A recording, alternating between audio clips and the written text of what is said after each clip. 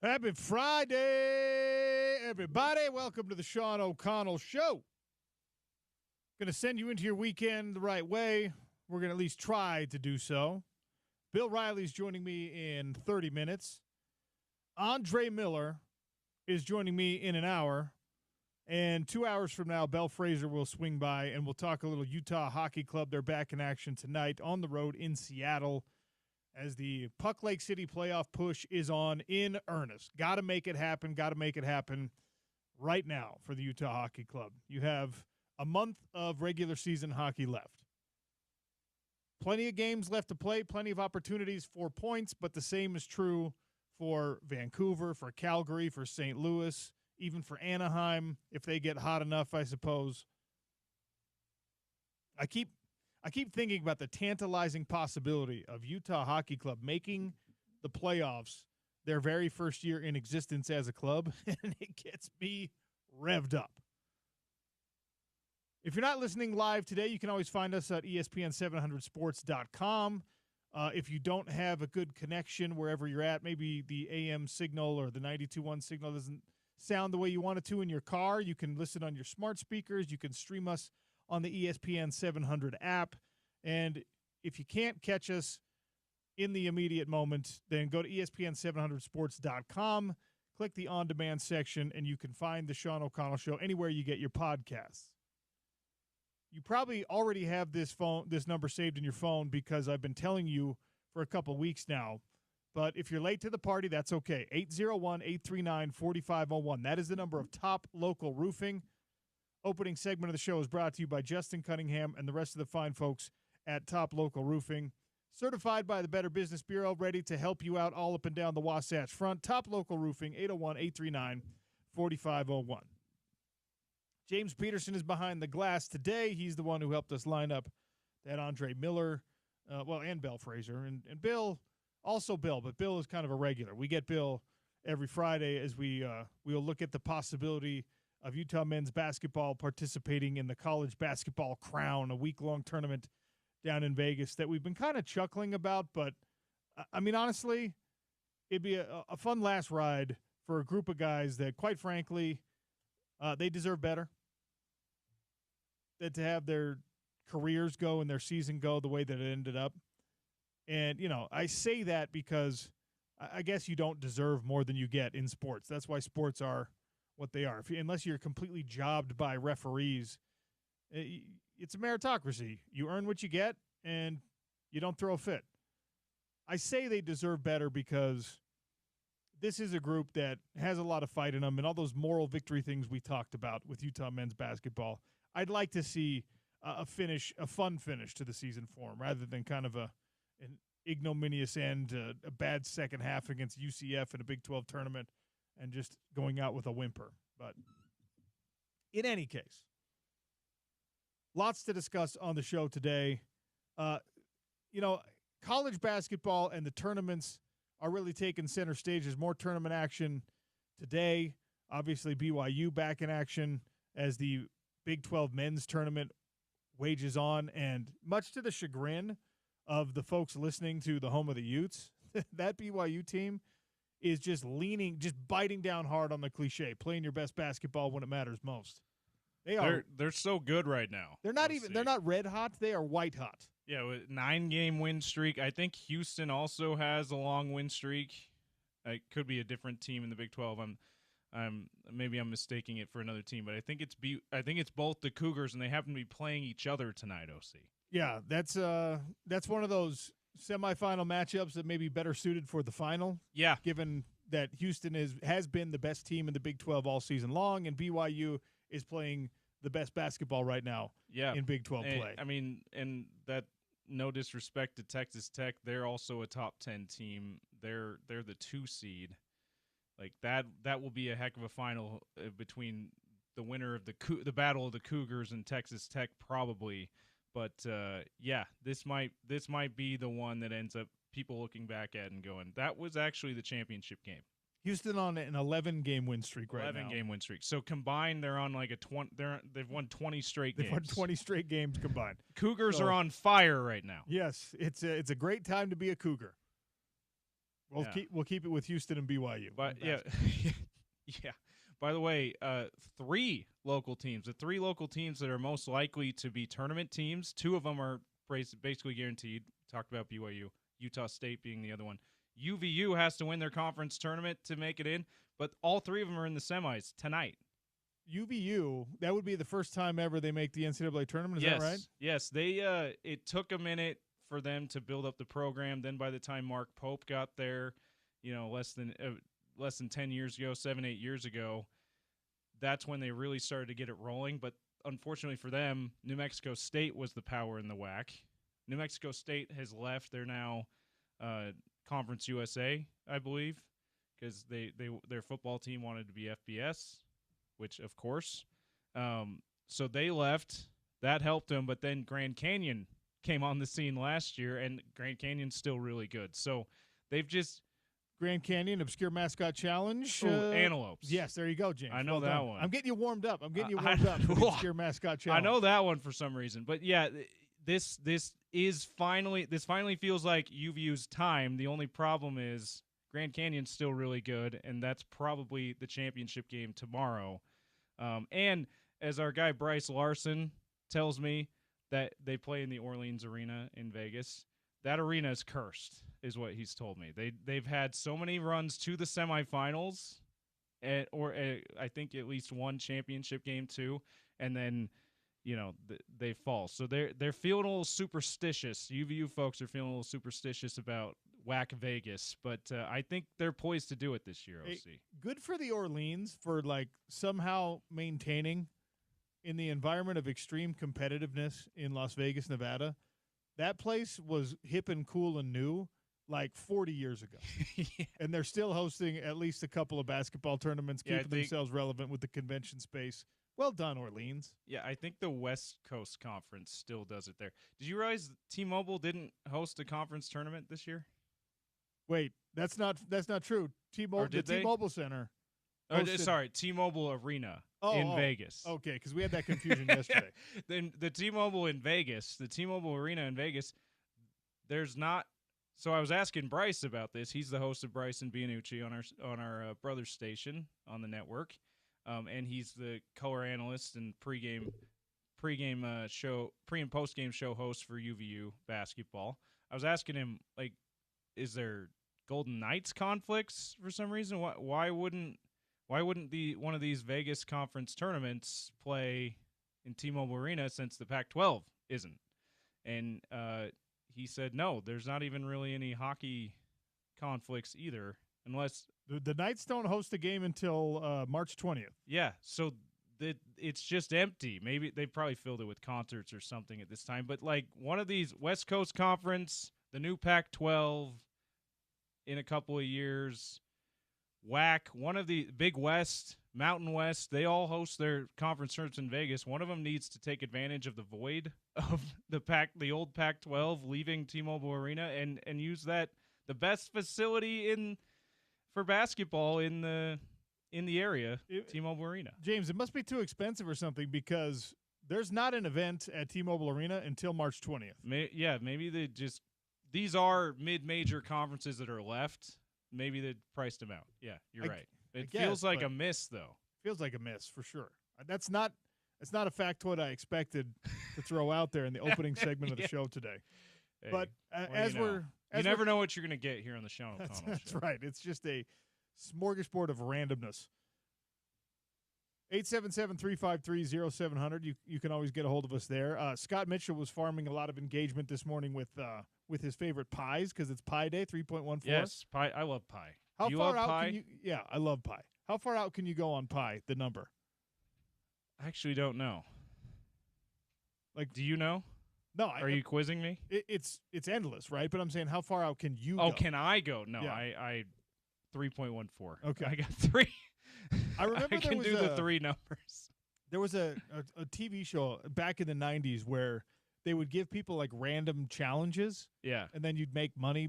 You get $10,000 if you could do the thing that they challenged you to do. And that was one of them? And one of them was a kid had to memorize pi out to the 100th decimal point. Oh, my gosh.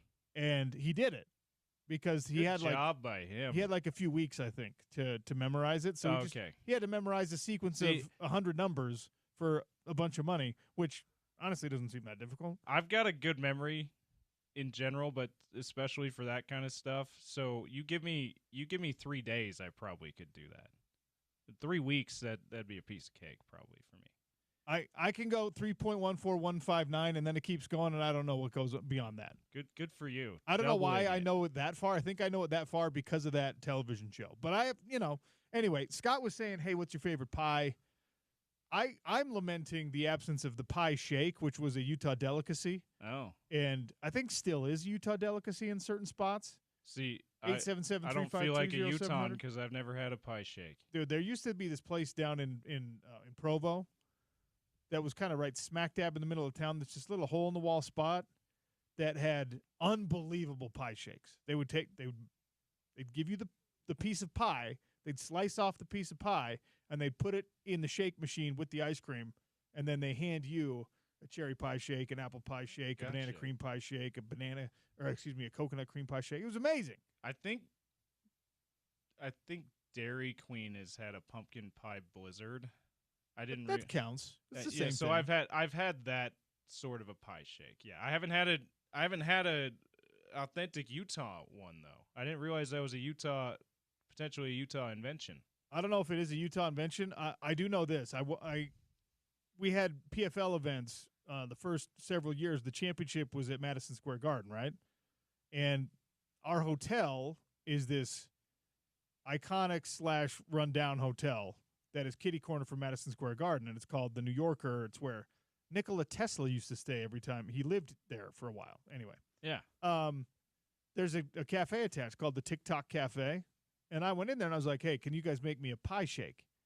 And they looked at me like I had 7 heads. You might as well have asked him for fry sauce. They're like, what are you talking about? I said, just what I want, because they have the shake machine behind the bar. Yeah. You know what I mean? They had pie. And they had pie. I was like, take a slice of that pie, put it in that machine, and just like mix it up. Pie shake. And he's like, well, I got to charge you for the pie and the shake. I said, that's fine. Just give me the pie shake. And it was like some scene out of a movie, James. This guy was like, all right. So he took a slice of apple pie and he put it in the pie machine or in the shake machine. And I'm with like my fellow announcers and a couple of the guys from the production crew, and they're all just like, what's wrong with you? Why don't you just get like an Oreo shake instead of paying double? I was like, I want a pie shake. And he made it for me. And I was like, hey, taste some yourself, to the guy working. I was like, take a spoonful out for yourself and tell me how delicious that is. And he was like, we got to put this on the menu. I was like, exactly. So this is just the pie that there's ice cream in it too, right? Yeah. Yeah, because you're making a shake. Right. Yeah. Yeah, anyway. no. Yeah. That's pie amazing. Day. That's amazing. Your favorite pie? I'm a big time apple pie guy, but I also love a cherry pie. Okay. I like all pies, really. But you like the fruit pies. I do like fruit pies, and I like coconut cream pie. The problem with coconut cream pie is too many people make it where it's just sweet. You taste the sugar and you don't taste the coconut. Ah, okay. You know what I mean? You want the coconut taste. Coconut is a very mild flavor. Yeah. And people don't realize that. So like Oreo, for example, made coconut Oreos. Couldn't taste coconut to save your life eating these coconut Oreos. It was like a regular Oreo. It just was a regular Oreo because all you taste is sugar. You just taste the sweetness. Yeah. Which is fine, but it's a delicate balance. Coconut cream pie has to be very well executed. And you got to toast that coconut that you sprinkle on top instead of leaving it just the sweetened flakes. Yeah. What about you? Favorite pie is? Banana cream. Also great. I love a cream pie. I love a peach pie as well. Chocolate cream, banana cream, the cream pies. I also like fruit pies, but I like the I guess the more fatty pies. My mother-in-law dessert pies. My mother-in-law makes a delightful peach pie, but here's the thing with peach pie. Don't give me the canned peaches, they're gelatinous sloppy peaches. You got to have fresh peaches. Fresh peaches. Yeah. You got to be fresh. True. And do what you got. You blanch them to get the skin off, and then you usually cook them into like a compote. But you can still tell that they are fresh peaches and not the canned stuff or the jarred stuff. Yeah. Absolutely. Happy Pie Day, everyone. Happy Pie Day. And if you're more of a pizza pie kind of person, have a pizza today too. That's I was driving home last night and I was just like, okay, it's pie tomorrow. We should play it up for the kids. They like any reason to have an occasion. Should we do a pizza pie? Should we do pizza pie? And dessert pie? Should we do a pot pie? I love pot pie. Yes, pot pies are great too. Pot pies. I don't think of those on Pie Day, but that's a great Pie Day meal too. The savory pot pie Chicken is pot just pie. unbelievable. Now I kind of want one. I've never made a pot pie. Yeah, I just get them from Costco. Yeah, I've never made one. I haven't made them either. I used to eat, the little freezer section, the banquet pot pies, the little personal ones. Oh, yeah. I used to eat those in college. They got me through, right? Totino's party pizzas, the banquet pot pies. Other people are eating cup noodles. You're eating banquet pot pies. All the stuff you could buy for $1 in the freezer section, Oh, basically, at least back in the early 2000s. I was getting through on those things. I made the mistake of reading the nutrition facts one day. There's more sodium in one of those bad boys than like a week's worth of pretzels. It's insane. You're like, this is why I can't get on the field at Utah. I'm like, this is why I'm constantly bloated and thirsty. All right, enough pie talk. These pot pies are making me thirsty. Steph Curry hit his 4,000th three-pointer last night. All right? Last week, or was it earlier this week? I think it was last week. LeBron James scored his 50,000th point. That's the right way to say it, not 50th thousandth. 50,000th. 50,000th. 50,000th. Say that 5 times. 50,000th point. Good job. LeBron James. He did it. And no, which is incredible. It's unbelievable, right? And these guys both have incredible staying power, longevity. It's amazing. We do a thing, and I'm probably more guilty than anybody on radio of this. I look at this era of NBA player, and I lean into the conversation that the load management thing is soft, that they don't care about the game as much as they should, especially when you talk about the salaries that they're earning. I mean, I am harsh on NBA talent and NBA stars because the general kind of mindset around basketball right now seems to be less competitive, less honest, less gritty than it was in what I consider the glory days of the 90s. But then you see things like this, and it reminds you of just how golden this era of basketball is, how incredible the players on the floor right now in the NBA are. And a lot of it is because of the international influence. And then, of course, in the case of somebody like Steph Curry, some of it is because you've got a guy who changed the game with the way he plays, who made people reevaluate analytically how efficient it is to shoot the three ball more often, right? And that, of course, influenced the demands of development all the way down to the high school and AAU level, where you can no longer be a big man with no shot. Now you're supposed to not just be able to shoot, but you're supposed to be 7 feet tall and able to shoot.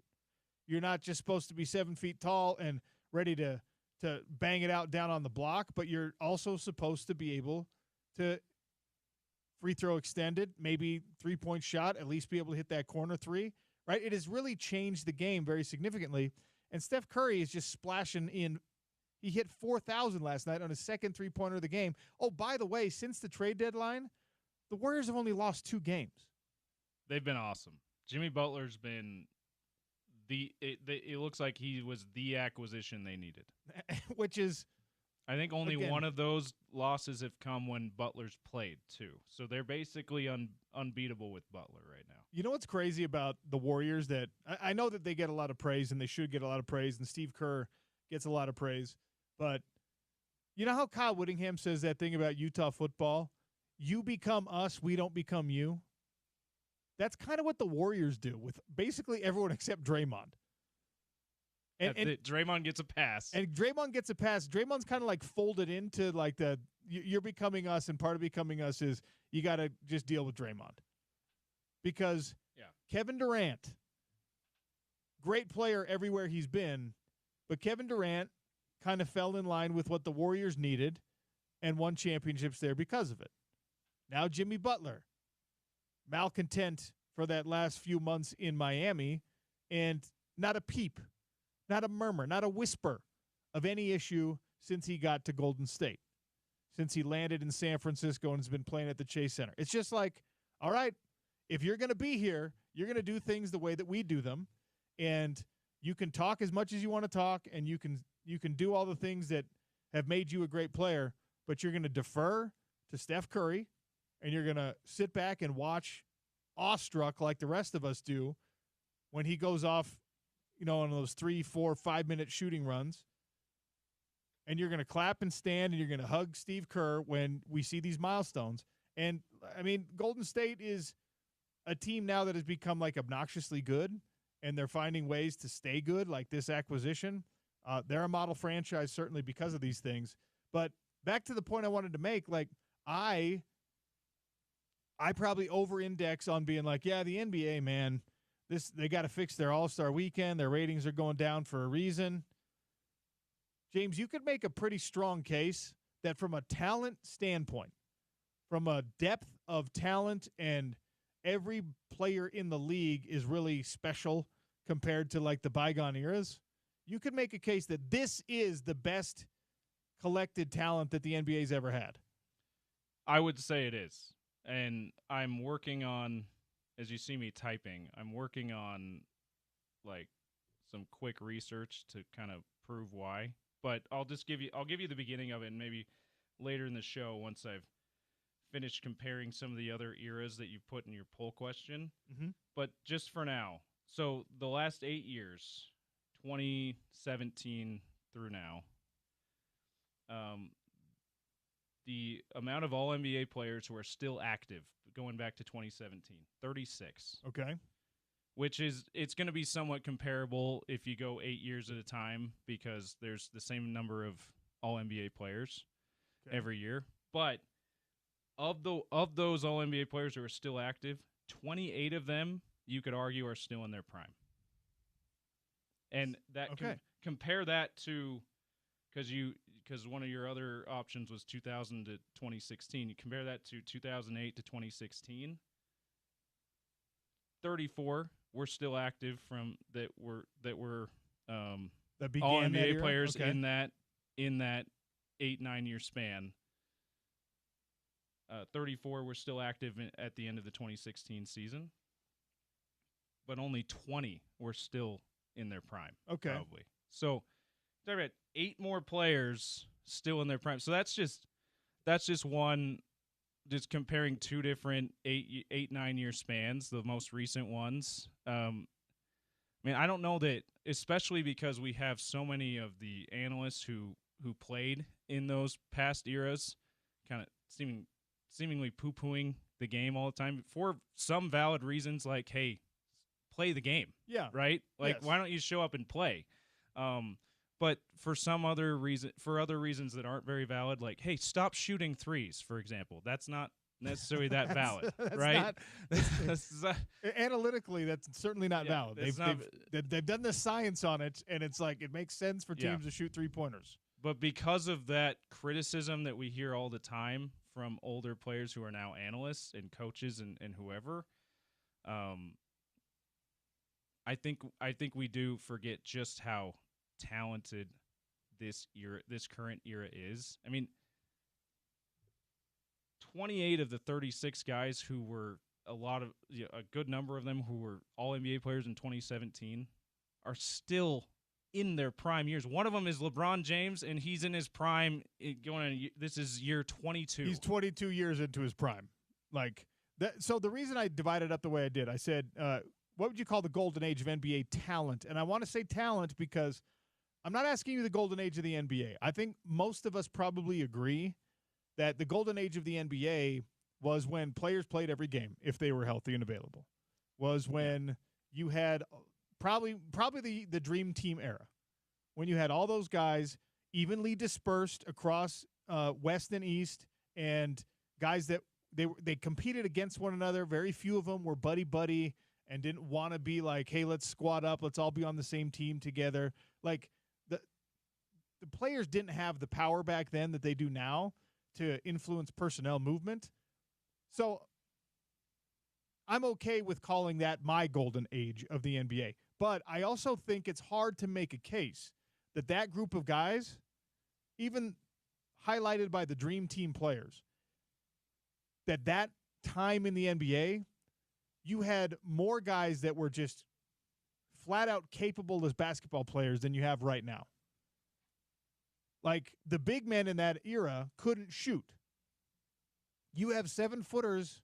They were very, very skilled in the post, way more skilled in the post, which is we shouldn't sneeze at that. But No, they you don't. You don't have to dismiss that. But you can't. They couldn't rely on them, more than 10, 20 feet away from the basket. Most of them couldn't shoot very well, and the ones that could shoot couldn't shoot 3-pointers, and very few of them could handle the ball. And Patrick Ewing is probably my favorite basketball player ever. Patrick Ewing as a passer compared to like Jokic as a passer is ridiculous. It's not even fair to compare. You know what I mean? As a overall basketball player, as an overall basketball talent, I don't think you can make that case. And I think the big reason that I would say now you have to consider the overall talent level is not just the longevity and impressive runs of LeBron James and of Steph Curry, and I say this very begrudgingly, of somebody like James Harden and of Kevin Durant. Jason Tatum is an unbelievable player. Jokic, I already mentioned. We've talked a lot about Luka already this year. He's at the very beginning of his prime, I think, in the NBA. But a big reason why the league wasn't as deep talent-wise back then is because the international scene hadn't fleshed itself out really even into the Kobe era, which is another one of the answers. The present, 2000 to 2016, Kobe was 96 to 2016, right? The Kobe Shaq era had some unreal players. Tim Duncan, Tony Parker, Manu Ginobili, these guys, right? And Parker and Ginobili obviously were kind of the first wave of international talents that were really like Steve Nash, like MVP caliber players. But now, half the NBA is non-American.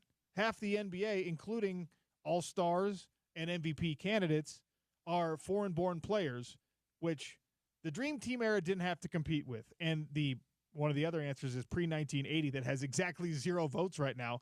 In that era, all respect to Bill Russell and Wilt Chamberlain and Bob Cousy and George Mikan. Those guys did not have to compete with random Serbian dudes that were 6'10" plus and also had skill. You know what I mean? And for the first part of the 50s anyway, they didn't even have to play against African Americans. That's right. So, yeah. That's right. Let alone worldwide talents, global talents. Yeah, we don't even need to get into there's plenty of comedians who've done bits about the sort of line of demarcation between the dominance in sports of when like post-segregation versus pre-segregation. Yeah. Like, but that's another thing working against the pre-1980 but era. Wilt Chamberlain came in, and Wilt Chamberlain, I have no doubt Wilt Chamberlain would excel in today's game. He would be incredible in today's game. The 60s were really, really talented. Now, obviously, they're not the athletes that were today, so if you put those guys in today's game, they would look average or they wouldn't even be in the league. But if you compare them with respect to compared to the rest of the best players in the world at that time, you do that. If you compare eras that way, the 60s stands up to a lot of the eras. Well, like Kareem and Bill Walton and Wilt Chamberlain especially, like those guys, especially Kareem and Wilt, if you put them into today's NBA, they're still standouts. But the thing is, there were exactly two guys like that in that era, and now every roster's got one. It's true, if not a couple. Which is insane. Anyway, 877-353-0700 if you want to weigh in, I guess, on your favorite pie or on the golden age of NBA talent being the operative word here. Or you can go to @RealOCSports and you can cast your vote on the poll. What would you call the golden age of NBA talent? The present, 2000 to 2016-ish. Think the Kobe, Shaq, Duncan era. The 80s and 90s, that's the Dream Teamers. And before that, I know that encompasses 40 years, but the talent just wasn't there. The athletes just weren't there. And right now the votes are reflecting exactly that. I got to take a break. We'll come back with the voice of the Utes. Bill Riley joins us next on ESPN 700, 92.1 FM.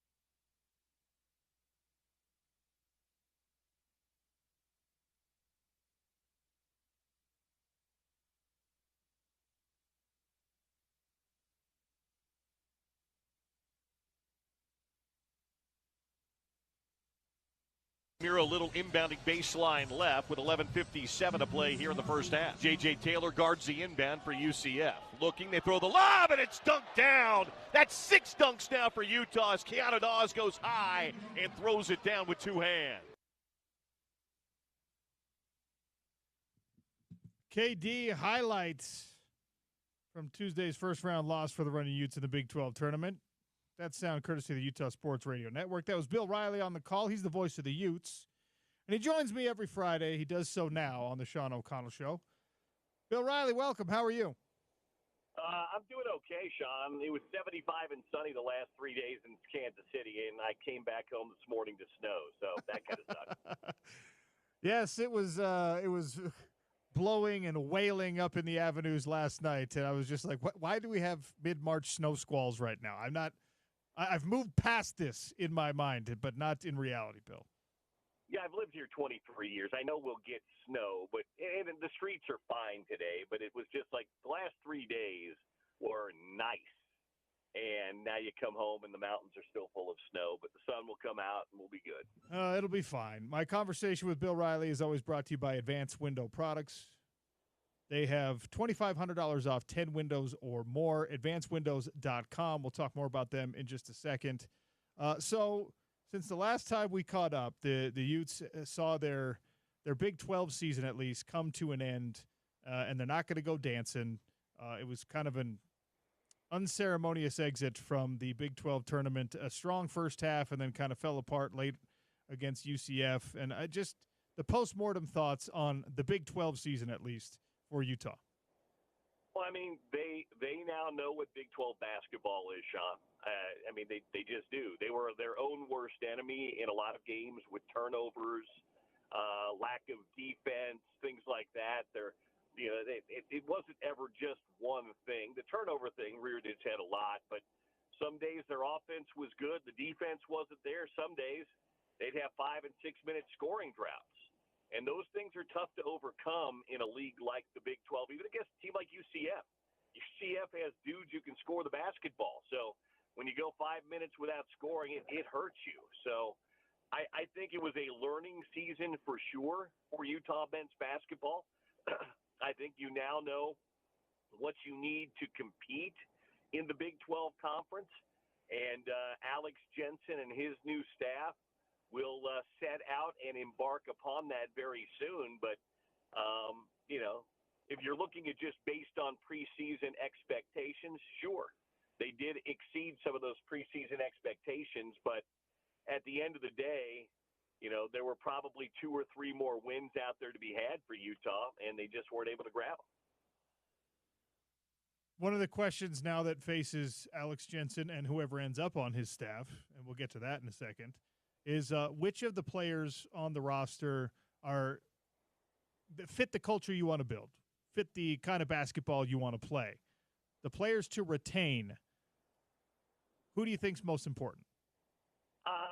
That's honestly, Sean, 4 names here, and I mean, I will, but Alex Jensen and his staff have to evaluate those guys.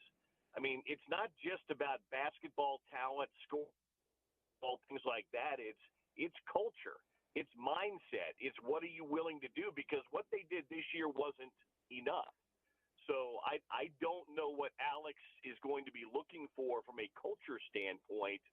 So he's going to have to evaluate that with these guys. I mean, I think from a talent standpoint, you would love to be able to keep Keanu Dawes. I mean, Dawes, I still think is just scratching what he is as a player. And Ezra Assar didn't play the other night, so Dawes' minutes picked up. And you saw what he did, 21 points and 15 rebounds. That kid is a talent. So, boy, I'd love to see him back in a Utah uniform. I love Jake Wallin's game as well. This is a kid that just plays winning basketball, who, again, I think is just beginning to scratch the surface of what he can be in his first real is a terrific player, too. And there's going to be obviously there's going to be a market for these guys. I mean, you'd love to be able to keep. In the olden days, you'd say, sure, what collegiate athletics is today, and so there's going to be a bit of a bidding war for these guys. But if you're talking about a core group of guys, I think those 3 guys are a great place to start for Alex Jensen and his staff. But again, what does his staff, what do they value? What do they see? Because I'm sure Alex, even though he's still got his duties right now with the Dallas Mavericks, has been doing a lot of evaluation of tape and watching these guys and seeing what he has. And so I would be very curious to see, and maybe we'll get a glimpse of it coming up on Monday at the press conference, but get an idea of what he has in mind. Bill Riley, my guest here on the Sean O'Connell Show, voice of the Utes. How do you feel about a college basketball crown appearance for these running Utes? I mean, it is kind of a natural time to do a clean break. You got an interim coach who did his best, and you've got a bunch of guys that are going to have to try to figure out their future. Like you just talked about, there's going to be a market for certain talents in the transfer portal, and you got a new coaching staff coming in. But there's also this week-long tournament happening that's not affiliated with the NCAA tournament, of course. It's down in Vegas. It's an easy little trip. Is this something that Utah should explore? Well, I think they are. I think the Big 12 wants to be part of it.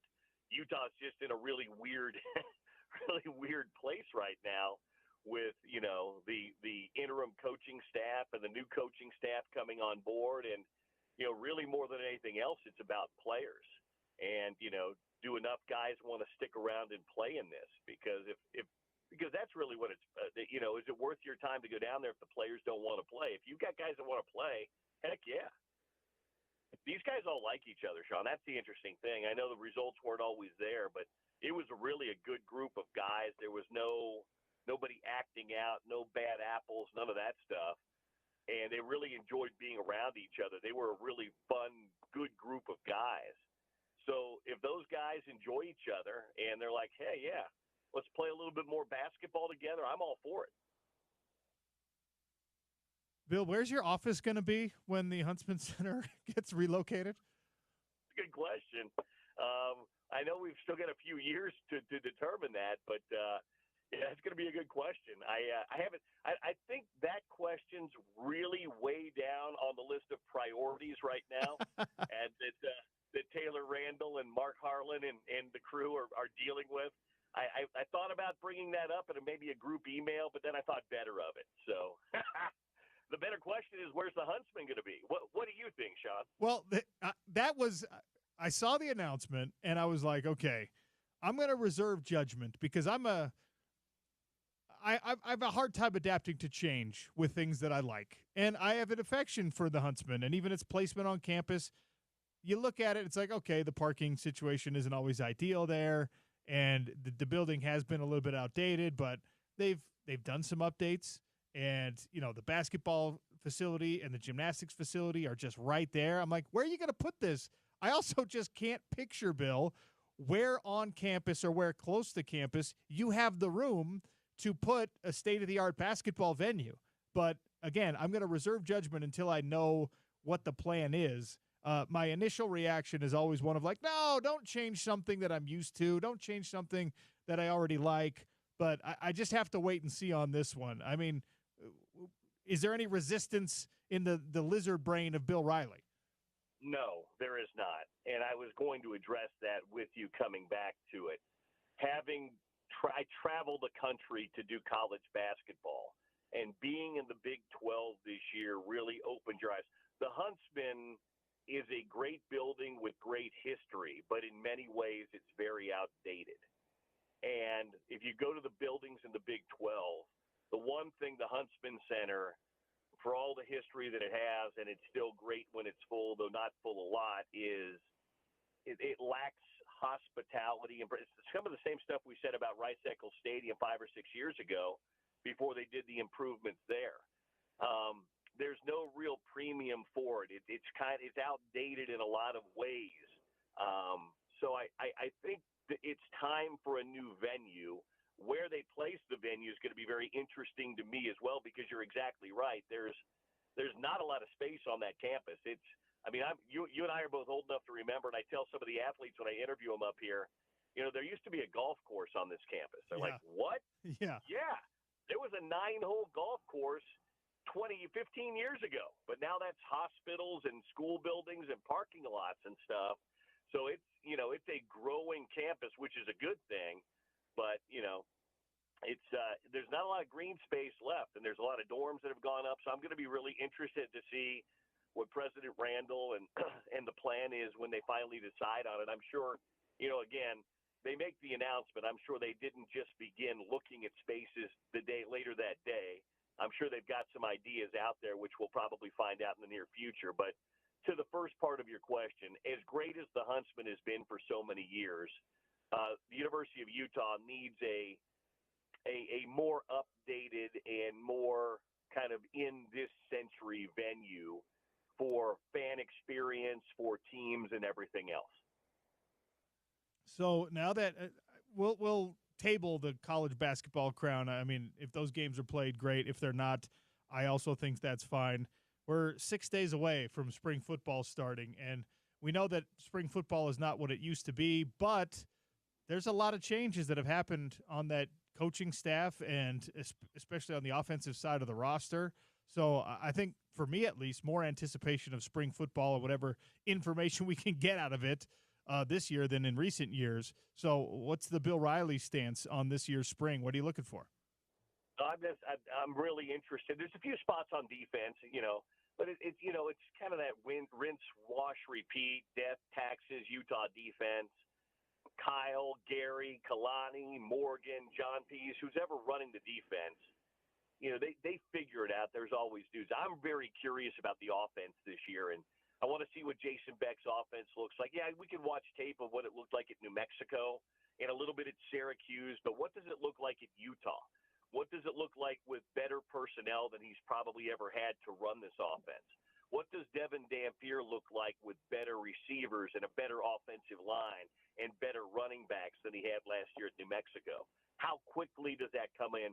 And, some of the newcomers, what does some of the weapons look like in the wide receiver game? So I'm, like you, like a lot of Utah fans, I'm sure, I'm really excited to see kind of the unveiling of the offense this spring with, an eye on defense. We're not going to totally overlook that.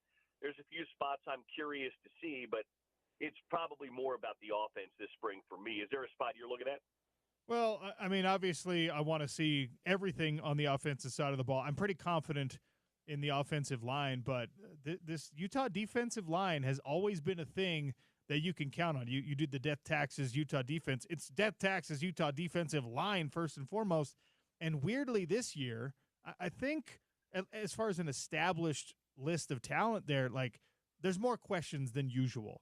And I'm confident they'll get it figured out, but I just want to know who it is. Like, Vakalahi was a revelation as a young player last year.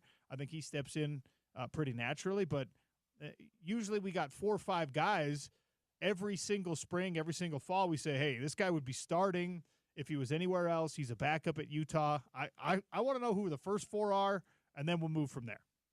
Yeah, if you're going to go to that, I'm with you. I think the linebacking core is going to be fine.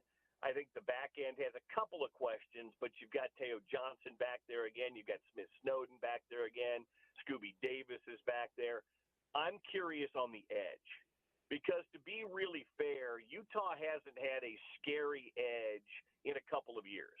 They haven't had a couple of guys who either remained healthy or played entire seasons that got after it on a pretty regular basis.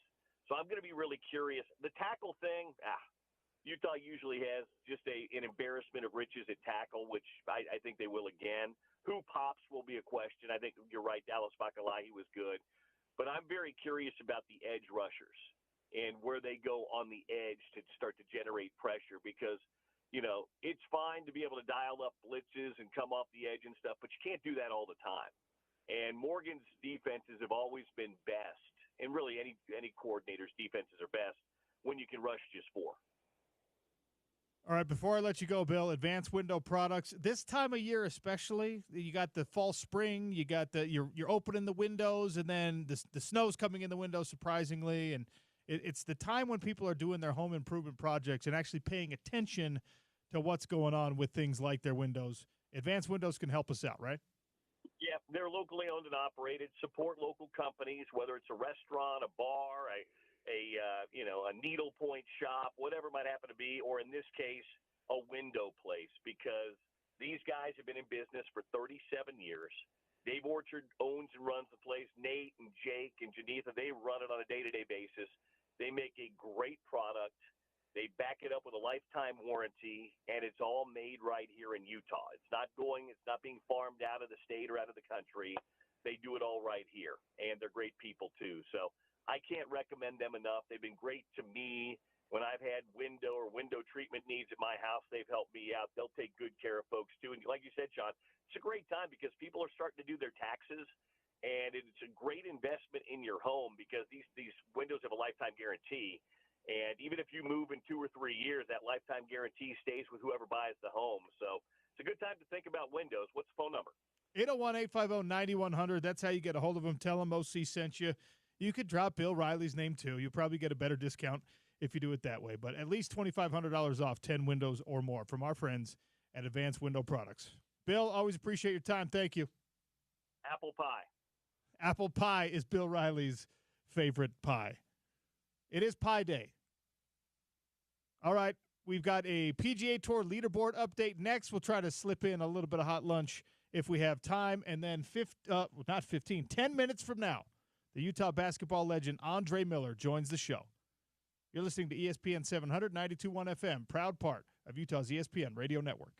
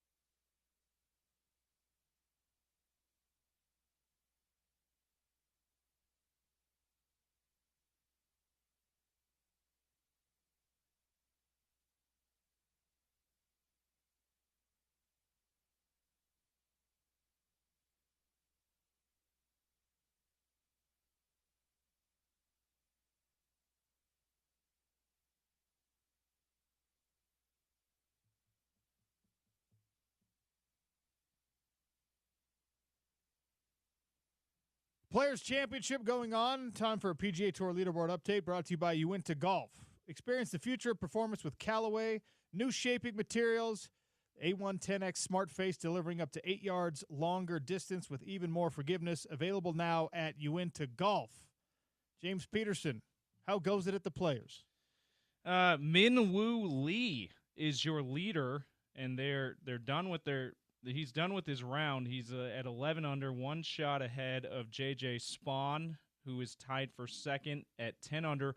Rory McIlroy and Colin Morikawa, two of the bigger names in the tournament. Also Tommy Fleetwood right behind them. McIlroy and Morikawa tied for fourth at 9 under. Tommy Fleetwood tied for sixth at 7 under. Lucas Glover tied for eighth at 6 under.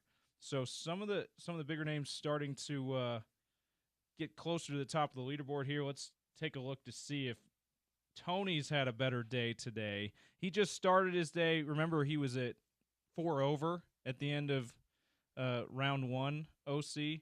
Hoping for a better day for him. He's even so far, but just through 2 holes. So he's got some work to do. The cut line, 11 under is the leader. The cut line has gotten even farther away from his 4 over score. So he's got some work to do to make the cut.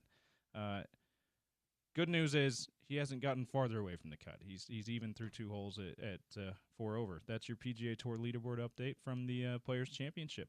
Again, brought to you by our friends at Uinta Golf. James, how often do you golf? Handful of times my entire life. So okay, yeah. Like never. All right. Fair. And it's not because I'm open to trying it some more. It's just, man, part of it is it's an expensive hobby. Like I'd rather spend my money. I'd rather go somewhere and shoot hoops for free. Okay. Than golf for even the cheapest one, $50 a round. Sometimes they do promos like that. Even that, I'm like, that's still too much money. Okay, so I'm like notoriously cheap. I am a stingy guy. And when I bring that up as part of my resistance to being an avid golfer, my friends that's kind of how all my high school friends still get together and hang out. When I bring that up, I'm just like, oh man, it takes too long and it's too expensive. Everyone just dismisses that as even like a thing. They're like, oh, no, it's not. I'm like, yes, it is. It is. They're like, no, it isn't. I'm like, but it is. You have to buy clubs. You got to rent the cart. You got to pay for the round. Like, and you're gonna get lunch afterwards. You're probably gonna if you're the type that's gonna have some drinks while you're playing. You're gonna spend money on drinks. So here's what I'm saying. It's expensive. Here's what I'm saying. I want golf to be a thing that I can embrace, especially now that I'm getting older and less in shape and less athletic and less able to do. Golf's one of the few games you can continue to play. Yeah, so I want to embrace it the way that everyone else embraces it. So what I'm saying to everyone out there, Uinta Golf, all of our local courses, just like make it free for me, and then I'll be into it. Okay, that's what I'm saying. Maybe our guy Paul Pugmire can help us out with that. Paul's the right kind of guy because he's an evangelist of golf. Yes. And so he'll be like, at least come out to the driving range. He'll teach you a couple of things, and then suddenly you care more because Paul's great. Yeah. All right. We got to take a break here because we're joined next by a Utah basketball legend. Andre Miller is going to join us to start hour number 2. You're listening to ESPN 792 FM. It's the Sean O'Connell Show.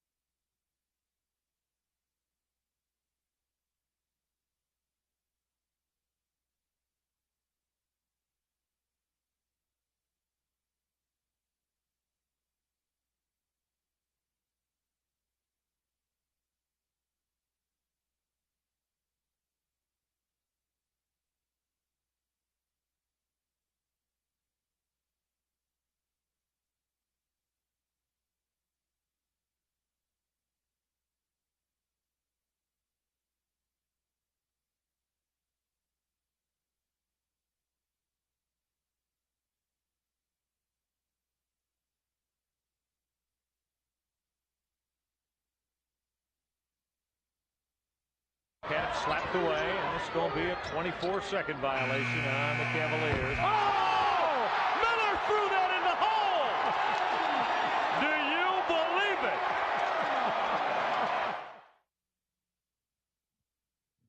That highlight, shout out to James Peterson for digging up a wild highlight from our next guest's career. I guess it was a buzzer beater, shot clock buzzer beater at least. Second year in the NBA with the Cleveland Cavaliers. That sound courtesy of the NBA. Michael Ray Guy on the call. Andre Miller with the 70-foot one-handed football toss that went in. And Andre Miller, the Utah basketball legend, his number hangs in the rafters at the Huntsman Center, which will be relocated eventually, we found out this week. Andre Miller joins us now on the Sean O'Connell Show. Andre, welcome. Thanks for having me.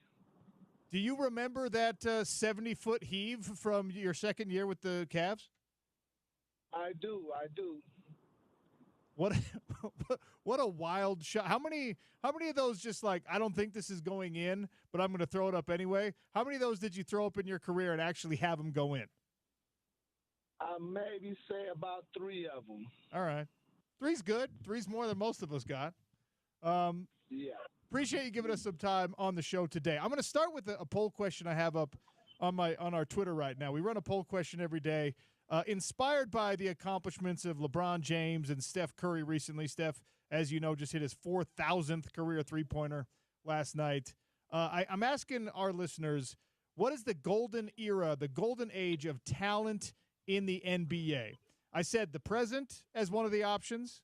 I said your era, right? The 2000 to 2016-ish, the 80s and 90s, and then pre-1980. If we're talking about talent, we're talking about the level of player on every roster in the NBA. What is Andre Miller's golden era of talent? I would say 96, 97 through 2014. Okay. So kind of the Kobe, Shaq, Andre Miller era of NBA basketball. Yeah, thanks for putting me in that category. But yeah, yeah, it was Tim Duncan, all those guys. All right, I like that. We're getting that is one of the that fits one of those answers I provided for the listeners, and that is getting the that's 24% of the vote right now. The bulk of the responses are coming in the 80s and 90s, the Dream Team era. But man, I look at how athletic guys have gotten and how skilled guys have gotten. And I, as much as affection as I have for the old school NBA and especially that Stockton and Malone era here as a Utah resident, like the basketball seems to keep getting better.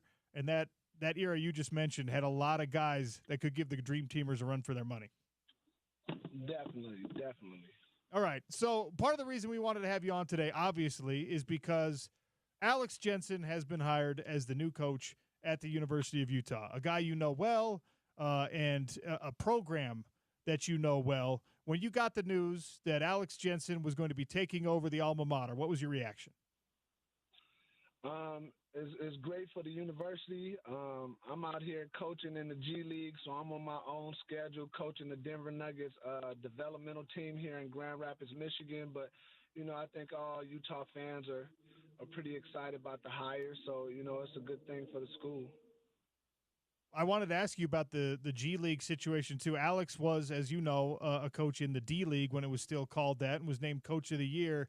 And to be honest, most of us don't really know everything that being involved in the G League entails. Like, we know that a lot of guys are passing on through. We know that a lot of the players are hoping to get the call up. Coaches may be in that same situation.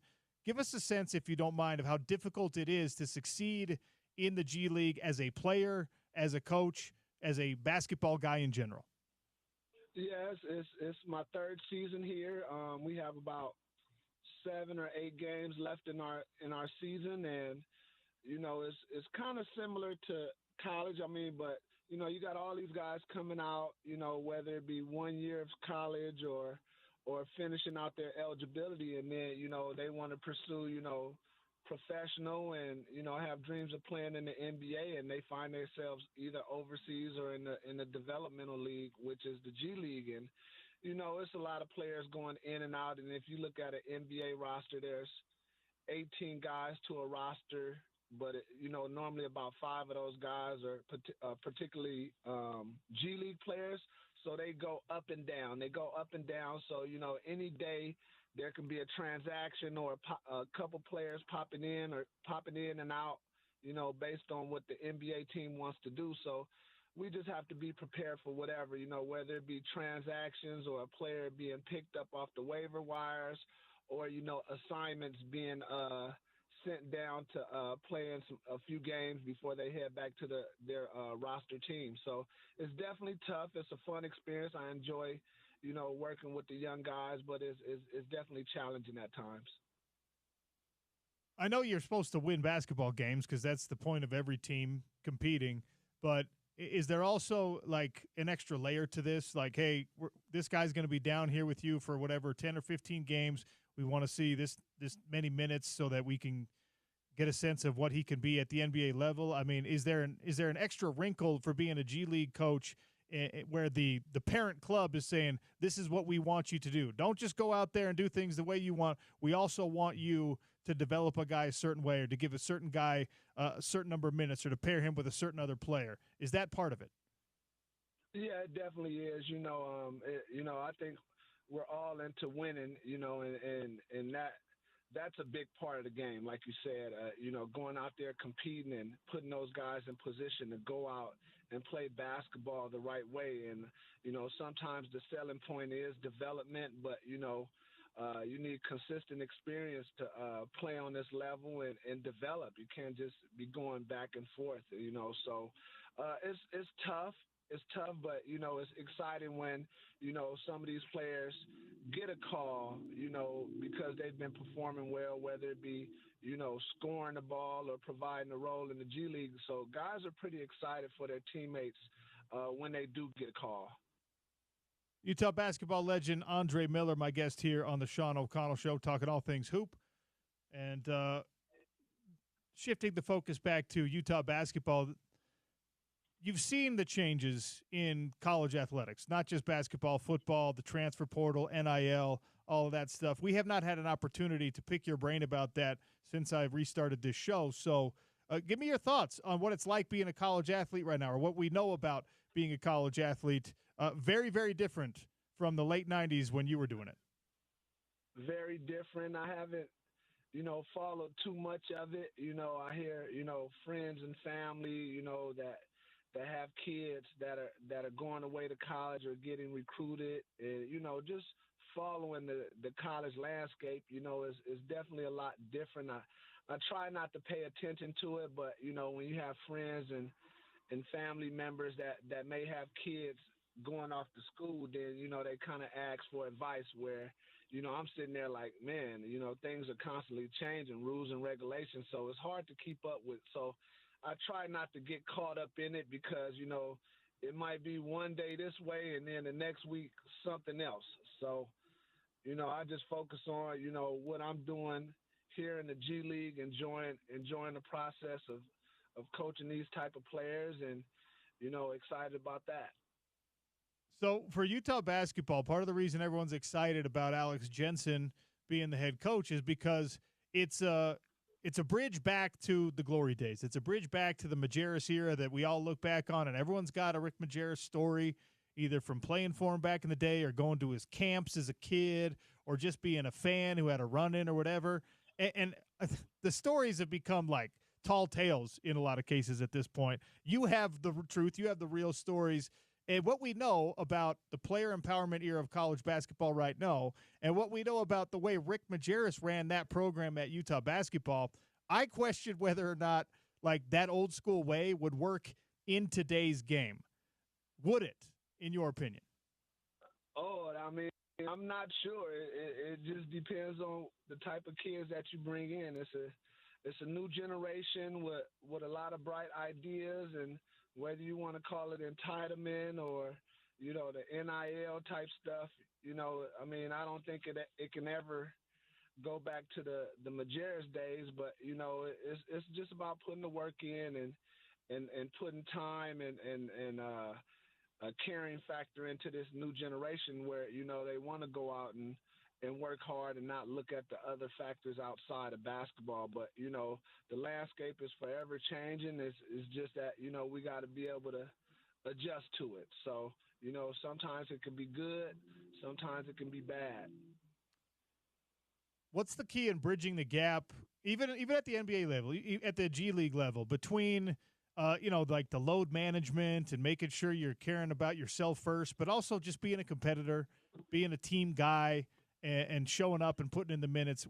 Here in the media, I'll be honest, we do a lot of complaining about how much star players are resting, and we do a lot of complaining about, oh, this guy's softer than the legends of the bygone era, and it's probably not fair. But there's got to be some middle ground in the college game, in the NBA game, even in the G League game, of getting the guys now to be a little bit more like you all were back in the day. As a coach now and as someone who is so close to it, at least on that level, what is the key of getting the most, I guess, competitiveness and toughness out of the modern-day player? I think you got to have the right balance, and again, it just depends on the type of players that you have. And, I look at the landscape of it, and, it's tough, but when, guys are making 30, 40, 50 million, I mean, it's easy to say, I don't feel like practicing today. You know what I'm saying? And that money's guaranteed. So, it's tough, man. It's you got to find the right balance. The thing that I get frustrated with is, you got all these, nutritionists. You get all the best food, you get all the best technology, you get all the best shoes, you get everything that you need to go out and be healthy and perform and eating the right things and, balance on your diet and stuff like that. And then for a guy to go out and, play, 30, 40, maybe even 50 of NBA games of a regular season is 82. It's tough to stomach when guys got all the best technology and all the best nutritionists, psychologists, and then they can't go out and perform. So that's the toughest thing to deal with.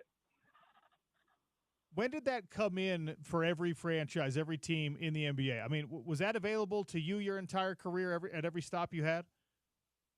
I think probably like around year 8 or so, where, it was just, it's food everywhere, unlimited food everywhere. There's special nutritionists, special massage therapists, special types of food, and I'm like, man, I don't even need to go grocery shopping, so, I mean, all those things are available. It's just about, you managing the players and how far you can push them and when to go at them and when to back off. So it's very tough. It's very tough. Andre Miller for a few more minutes here on the Sean O'Connell Show, talking hoop, and we'll center the conversation the rest of the way on Utah basketball. Look, you're a busy man, right? You've been in the NBA world, coaching now in the G League. How much are you able to pay attention to Utah basketball and to stay connected with your alma mater? How often are you back here in Salt Lake City? I try to pay attention to it, but, at the same time, I'm trying to develop as a coach in the G League and, enjoying my time. So I try to stay in the moment. I approach it, as if I was a player, like I have no other interest right now but to coach. I don't, try to focus on other factors that's going on, because then, I lose focus on what I have to get done on this end. So, I always pay attention to the college landscape and the NBA landscape, but, it's just too much stuff going on. So I just stay focused, like, being an ex-player, I stay focused on one thing and then, that's my job for the time being. And then I figure things out as I move forward. So I don't know if this news has made its way out to you yet. The university is planning to relocate the Huntsman Center. They're going to turn that corner of campus into more student housing and put some like grocery stores up there. They're trying to make the University of Utah less of a commuter campus and more of like a true college town where a chunk of the student body lives on campus and experiences things like, I don't know, more like Logan or something like that. but they are going to relocate the Huntsman Center. It's probably not going to be anytime soon, but that is the plan. What are your thoughts on that iconic building, a place where you became a legend here in Salt Lake City, is going to be torn down and put somewhere else? Pretty cool. Times are changing, and, to me, that's almost like a historic landmark when I look at it, the Huntsman Center and what the Huntsman family has done for the community, the city, and the state of Utah. Hate to see it be moved, but, that name is definitely a historic foundation of the university, and, I'm just happy to be a part of it and was able to play in the Huntsman Center. So I look at it as a landmark in the city. So you're going to be calling Alex Jensen and be like, hey, you need to do it this way. This kid that you're recruiting, but let's make sure we get this kid across the finish line. Are you able to keep it hands off even when it's somebody you know so well, who's now the head coach at your alma mater? I mean, we all got our grind that's going on. So, there's a lot of things that are going on, a lot of speculations that, I don't get involved in. We're preparing for our game. We're on the back-to-back here in Grand Rapids, Michigan, and, concentrating on the season and, whatever Alex decides to do, we're always going to support him and the University of Utah, and hopefully things can get changed around. So before I let you go, now that NIL is a thing, basically every athletic department, every football program, a lot of basketball programs, they're hiring general managers, guys who are in charge of NIL, guys who are in charge of roster management, making sure that people get paid what they were promised and helping to fundraise and things like that, much like professional general managers. And a lot of schools have started to bring in kind of like icons, legends, people who have a prominent place in the history of that school, in the athletic history of that school. Stanford hired Andrew Luck, and that's just one example.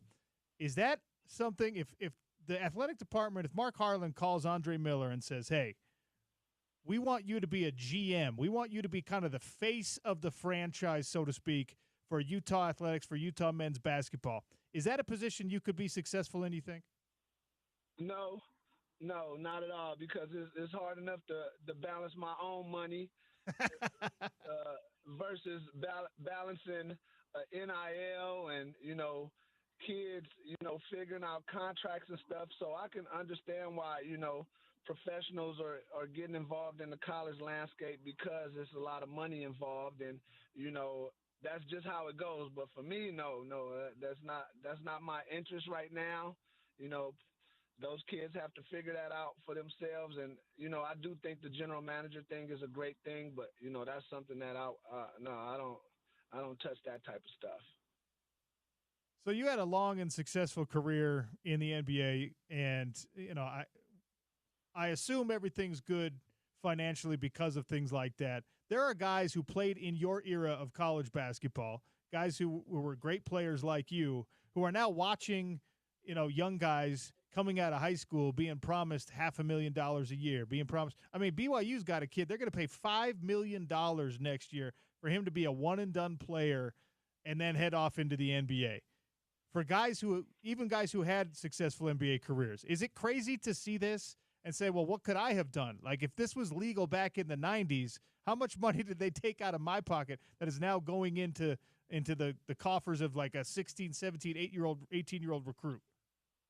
Well, I tell you one thing, it opens up a lot of opportunities and for kids to take care of their families. And, I'm just glad that, that would have been great, in our era. But, I don't think, I think I would have still had the motivation. But, that's a factor that plays into it. When you give somebody that amount of money, are they still going to be committed? Will they lose motivation? Will they lose sight of what a student athlete is? Those factors all factor in. So, I'm kind of glad, I'm mixed on it, but I'm kind of glad, the era that I was in, it wasn't an entitlement era, where you had to go out and work and prove yourselves to earn that type of stuff. So, to each his own. Like we say, times have changed, but, now that these kids are getting paid this type of money, they still have to go out and perform and there's expectations to that. So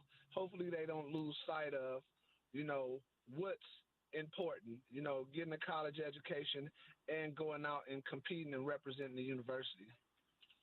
Seems like a lot of players back in the day had kind of a love-hate relationship with Utah basketball, particularly with Coach Majerus. You loved it because you won. You maybe didn't love every single thing about being in the program. And now in a transfer portal era, a guy like you, right, who excels in that system, every program in the country is picking up the phone and calling Andre Miller and your best teammates and saying, hey, we'll give you some money to come here, and you don't have to deal with that crazy guy Rick Majerus anymore. Would it have been hard to keep your roster, your great teams together in a transfer portal era, you think? I don't think so, because it's a maturity factor. I was blessed enough to play with some great guys, that come from great families, and as much fun as we had as student athletes, there still was a level of maturity that that was instilled in us by our families and parents, and we had to go out and make our families proud, so to get an education, to get a degree, number one, and then go out and develop a routine and grow into a young man. I think all those factors still are important, but it all starts in the home, and if you have an entitlement type of attitude, then it's going to be a tough ride for you. So like I said, to each his own. Times are changing. I just like to see that players are getting the right advice. They're getting the right advice from their families and not allowing a lot of extracurricular stuff away from basketball help form their decisions on what they want to do in life. Every week, Gordy Chiesa, a longtime NBA assistant, Gordy Chiesa joins me on the show, and he shares his stories with us, and we love it. And one of his favorite stories to tell is how badly he wanted you and how hard he tried to recruit you as a free agent to play for the Utah Jazz. What do you remember about that? It was a great experience going through free agency, and I always kind of think back on the what ifs, but if I didn't make that, it came down to either back to the Utah Jazz or the Denver Nuggets, and I chose Denver, and I just wanted to see something different. I love Utah. Utah is home. I think I would have went there if the guy wouldn't have told me that I looked out of shape. When I forgot who the GM was at the time, maybe Kevin Connors or Kevin, I don't know, but to sit there on a meeting and hear how teams feel about you, and I just was like, you know what, I'm gonna go to Denver, and it turned out to be a great situation. I think either way, it would have turned out being a great situation because I would have made the best out of it. But I think about that at times. Well, not too late for Andre Miller to get closer to home. That's I'm going to let you go. Selfishly, we hope on the home of the Utes right here that eventually you'll be back on campus either in an official capacity or maybe we'll just see you around. But I cannot tell you how much I appreciate you giving us some time today, Andre. Good luck with everything you're doing in Grand Rapids. And, again, I hope we see you soon in the future. Okay, take care. Thank you. That's Andre Miller, Utah basketball legend, current head coach of NBA G League, the Denver affiliate in Grand Rapids, the Grand Rapids Gold. Did that sound like a guy who's going to be an assistant coach at the University of Utah sometime soon, James? Well, I mean, he ruled out that he won't be the GM. He said he doesn't want to be the GM. He did not rule out that he's going to be on the coaching staff, whether or not he's going to be on the coaching staff. So I'm going to say we should still feel pretty good about that possibility. That's what I'm going to say.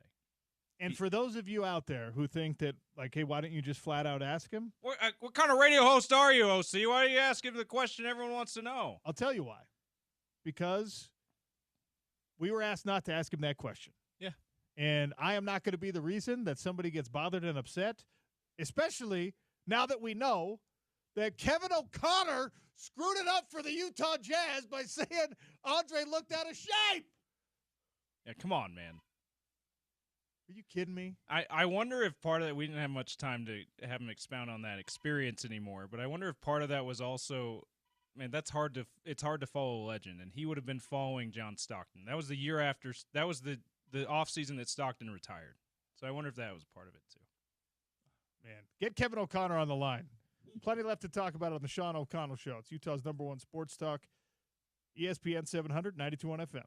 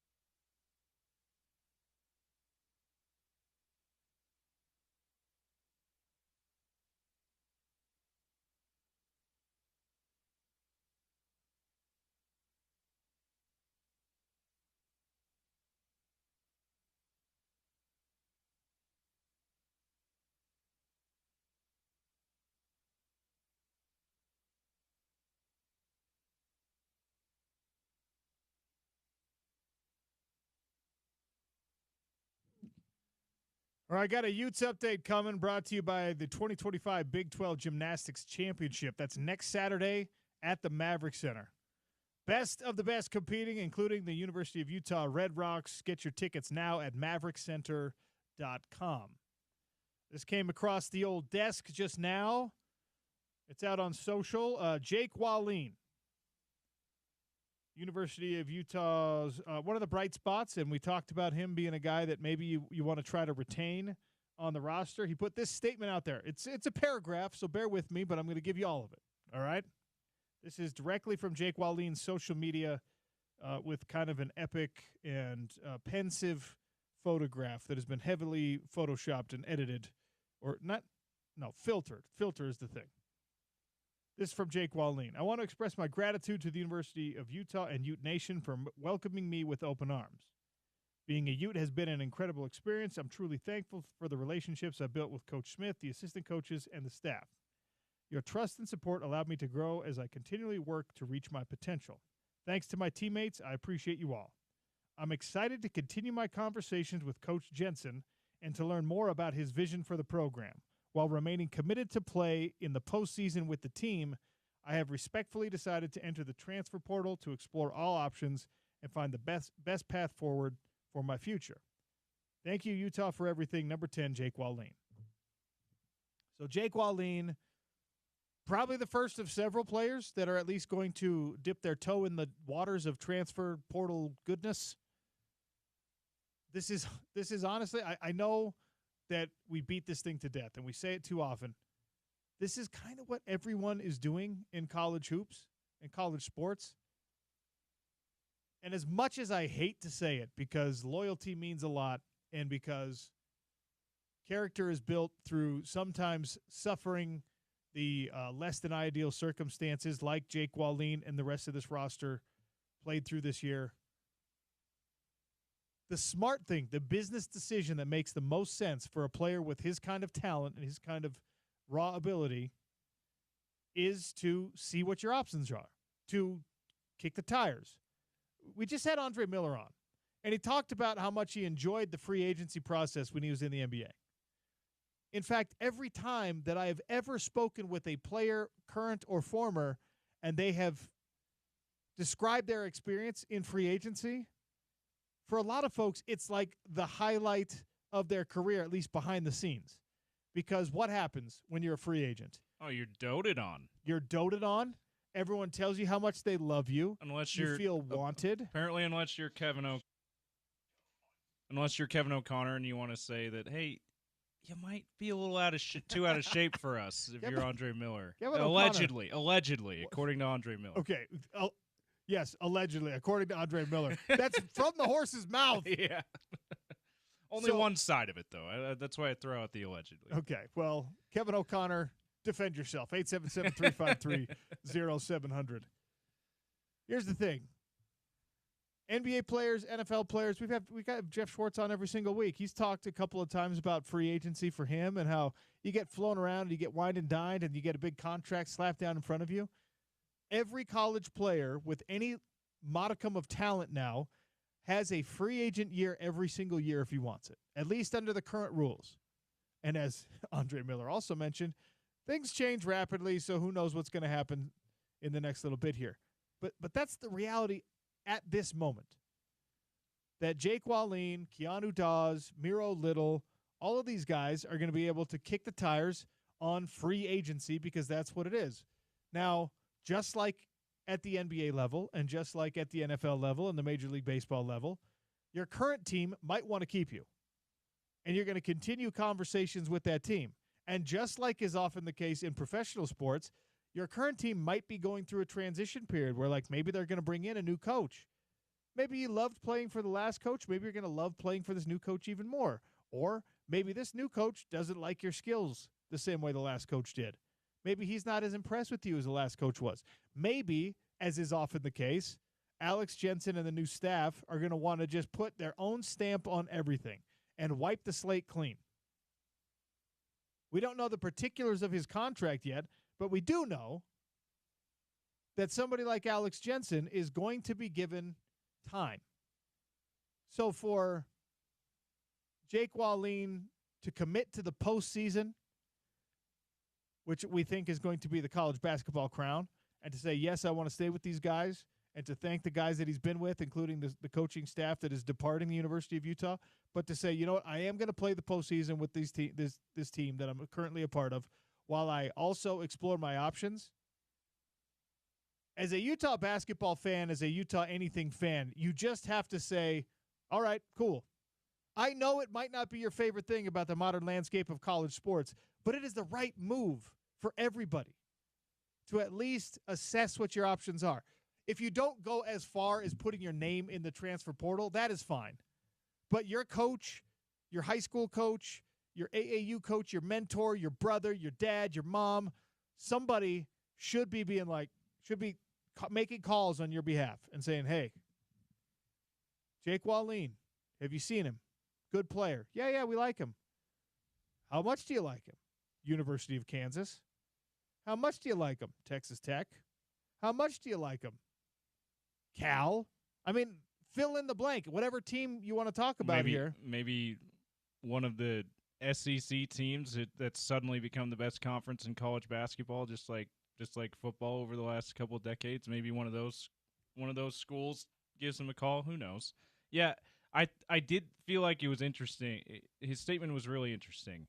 The first half of it sounded like not just I'm putting my name in the portal, I'm saying goodbye, thank you for the memories. The last half of it, though, OC, he's leaving the door open. He says I'm going to be talking with Alex Jensen about his vision for the program, and we'll see. It was a very interesting statement because I'm reading it and going, oh, well, he's serious about leaving. And then at the last part, you're like, oh, well, maybe he's not so sure about leaving yet. Well, the thing is, and this is, again, just to lean on the low-hanging fruit here, you have to be serious about leaving if you actually want to explore your options. To get good offers, yeah, absolutely. You have to be willing. Like, does Utah get a hometown discount because he loves it here in the state? Probably, hopefully. He didn't just play here a couple of years. He's from here. He's from here. You would he think played at BYU. Like, you'd think that would be a possibility. But then we just heard Andre Miller. You referenced him telling us briefly about his experience as a free agent the first time. He basically said the main reason, besides his snide remark, besides being insulted, besides his snide remark about former Jazz GM and VP Kevin O'Connor and how he didn't like what he had to say about him.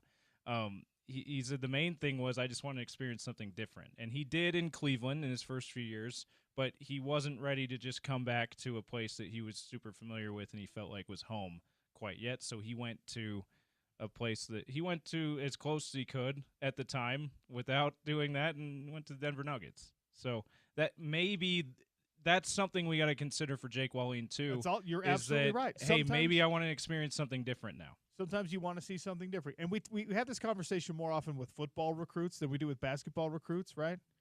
But I don't know if Jake Wallin has played himself into the conversation for the basketball blue bloods. I don't know if UCLA is paying attention to what he's doing. Yeah.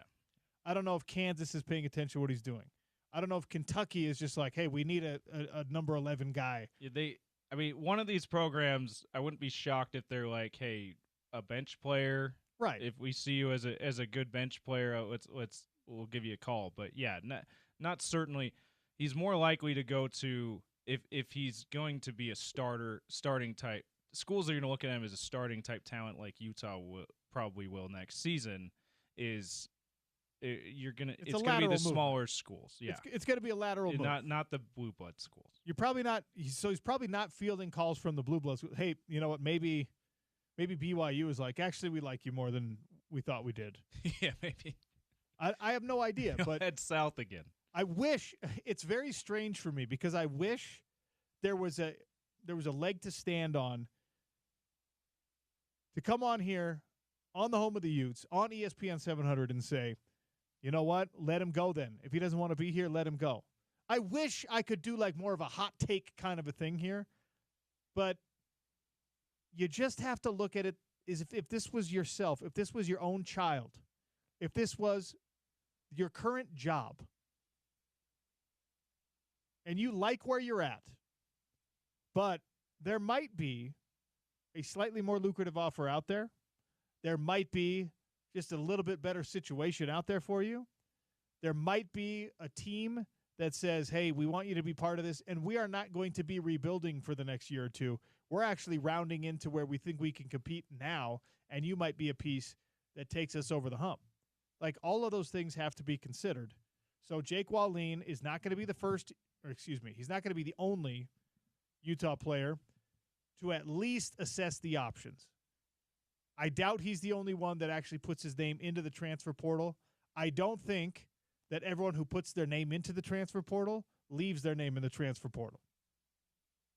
I think you're going to get a couple of Mekhi Bernard situations with this Utah basketball squad where they're like, okay, let me dip my toe in these waters, and then Alex Jensen and his staff,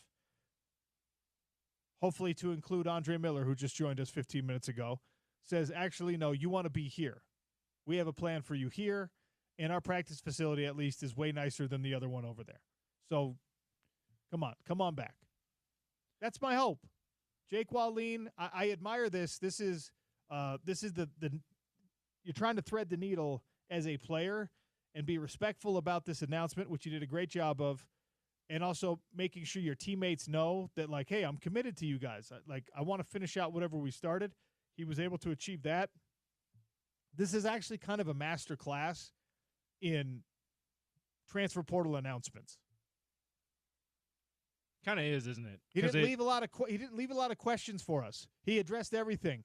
I am going into the transfer portal, but I am also going to talk with Coach Jensen still, and I am also going to commit to play in whatever postseason Utah ends up in. So thank you. Let's see what happens. It's kind of the announcement version of what you say is the best way to do when you're retiring, leave them wanting more, because it's like okay, just describing how it read to me. Again, first part, it's like, okay, he's gone. Second part is, oh, he's open to staying.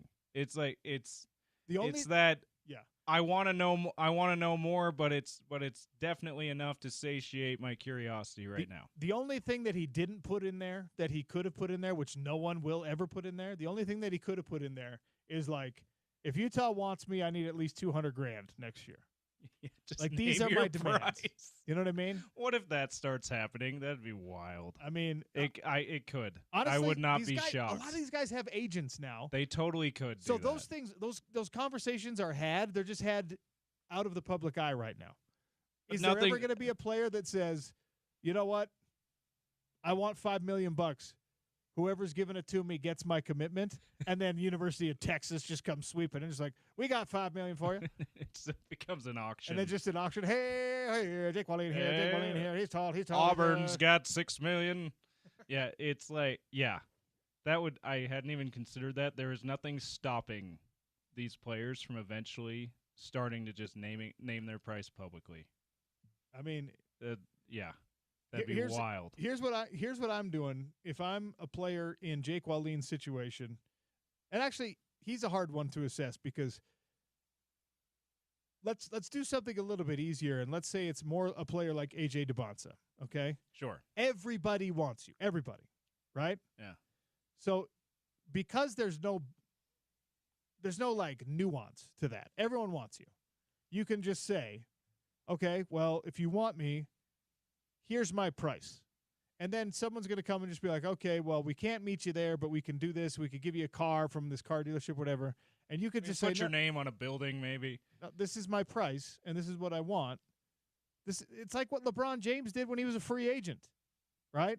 Absolutely. You make a list of the things that you want as a highly sought-after player. And I don't know if Jake Wallin is quite high enough on the highly sought-after player list to be like this demanding, but you could make a list. And you could say you have to check these boxes. Hopefully academics is in there somewhere. Like, I'm studying accounting, so you have to have a decent accounting department. If there's any hope for humanity, there's a line about academics. Maybe. Absolutely. Probably not, but maybe.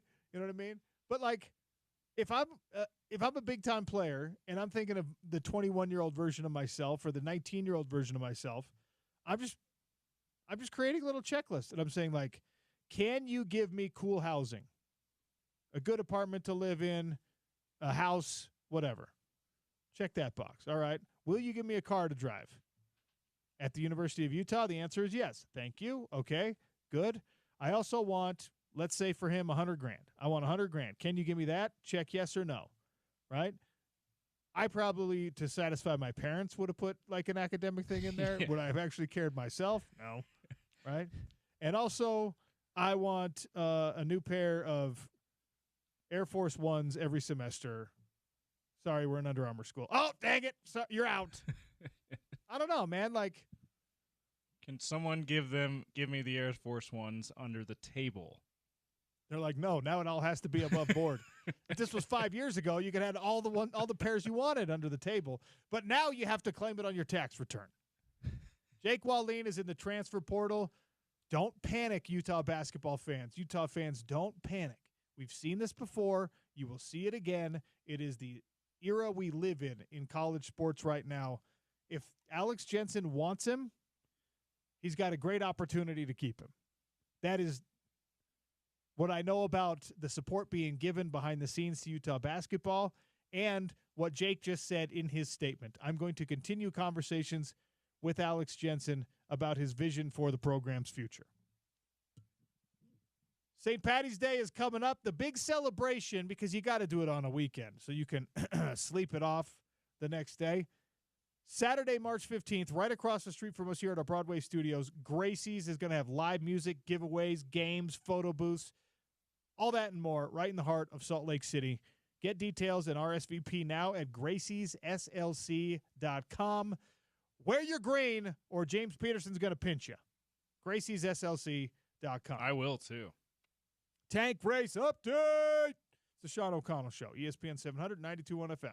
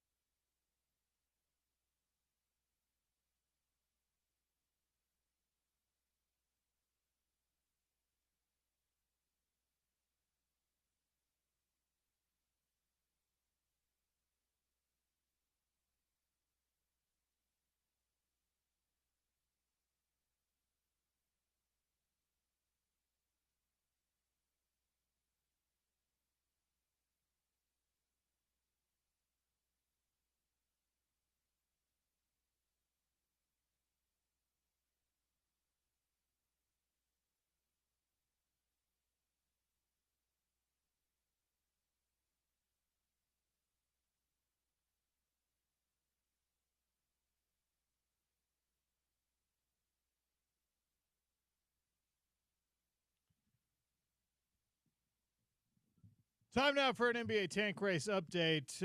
It's all for naught because Cooper Flagg rolled his ankle, so he may never walk again, James.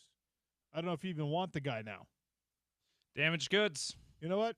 Sad to say. Hopefully, you could just play however you want to play the rest of the way. Hopefully Flagg, because of injury concerns, will drop to you at like 5 if that's where you end up. Yeah, that's actually the way to look at it, is now you don't have to worry about the pressure of losing every night, having to lose every night. You can relieve that pressure by trying to win and actually winning, because we've talked about all year long, OC. That's been the weirdest thing and the most unexpected thing about a team that's 15-51. They actually try to win most of the time, and they're competitive, but they find ways to lose anyway because they know that because they know the goal here. So, they can actually try to win and actually win now because Cooper Flagg's probably going to drop because he's damaged goods. That's not true. No. He's just going to miss some time in the old ACC tournament. He'll be back for March Madness. Yeah, he should be back for March Madness. Tank race update. Wizards beat the Pistons, OC, last night. Yes, you know what that means? That means, technically, if the Jazz lose tonight, they're tied. Now, Wizards would be percentage points ahead, air quotes, in the tank race because they have one less win.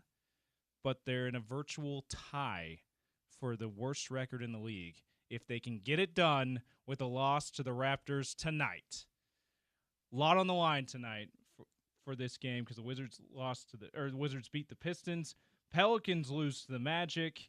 And then tonight, of course, Jazz Raptors, just talked about that. That's a home game. They're back at home after a 5-game road trip at the Delta Center. I'll be there. OC, you going to join me at the Delta Center tonight? Tonight? That's actually not a bad idea. See some two teams in the tank Raptors formerly in the tank race going at it. I do love the Raptors. You know what? Let's make it a soft yes. I'll join you. I know you gotta make some arrangements at home if you're gonna be able to do that. And what James with 3 little kids. What James means by that is I have to get permission to leave my house, and that's correct. I do. Okay, so there you go. What time does that thing tip off? 7:30. 7:30's half hour later than usual. Okay, so it gives you a little bit more time. Right around bedtime, but yeah, okay. You know what? Let's do it. Let's do it. Use that credential you got. T-Wolves hosting the Magic tonight. Hornets at the Spurs. That's a winnable game for Charlotte for sure. The Spurs have gone way downhill, despite having still some pretty good collection of talent. De'Aaron Fox, adding him at the trade deadline, but losing Wemby for the season, they've, whether on purpose or not, they have started to go into the tank. And then a bonus one for you to watch, Jazz fans. Clippers at Hawks. Now, why in the world do we care about the Clippers? They're just a game behind Minnesota for 7th place. And again, Jazz own the T-Wolves pick. So that's helpful in the secondary tank. The T-Wolves are not going to miss the playoffs completely. They're not going to miss the play-in completely. We have the Suns to thank for that. And they're just otherworldly fall since the beginning of the year, basically.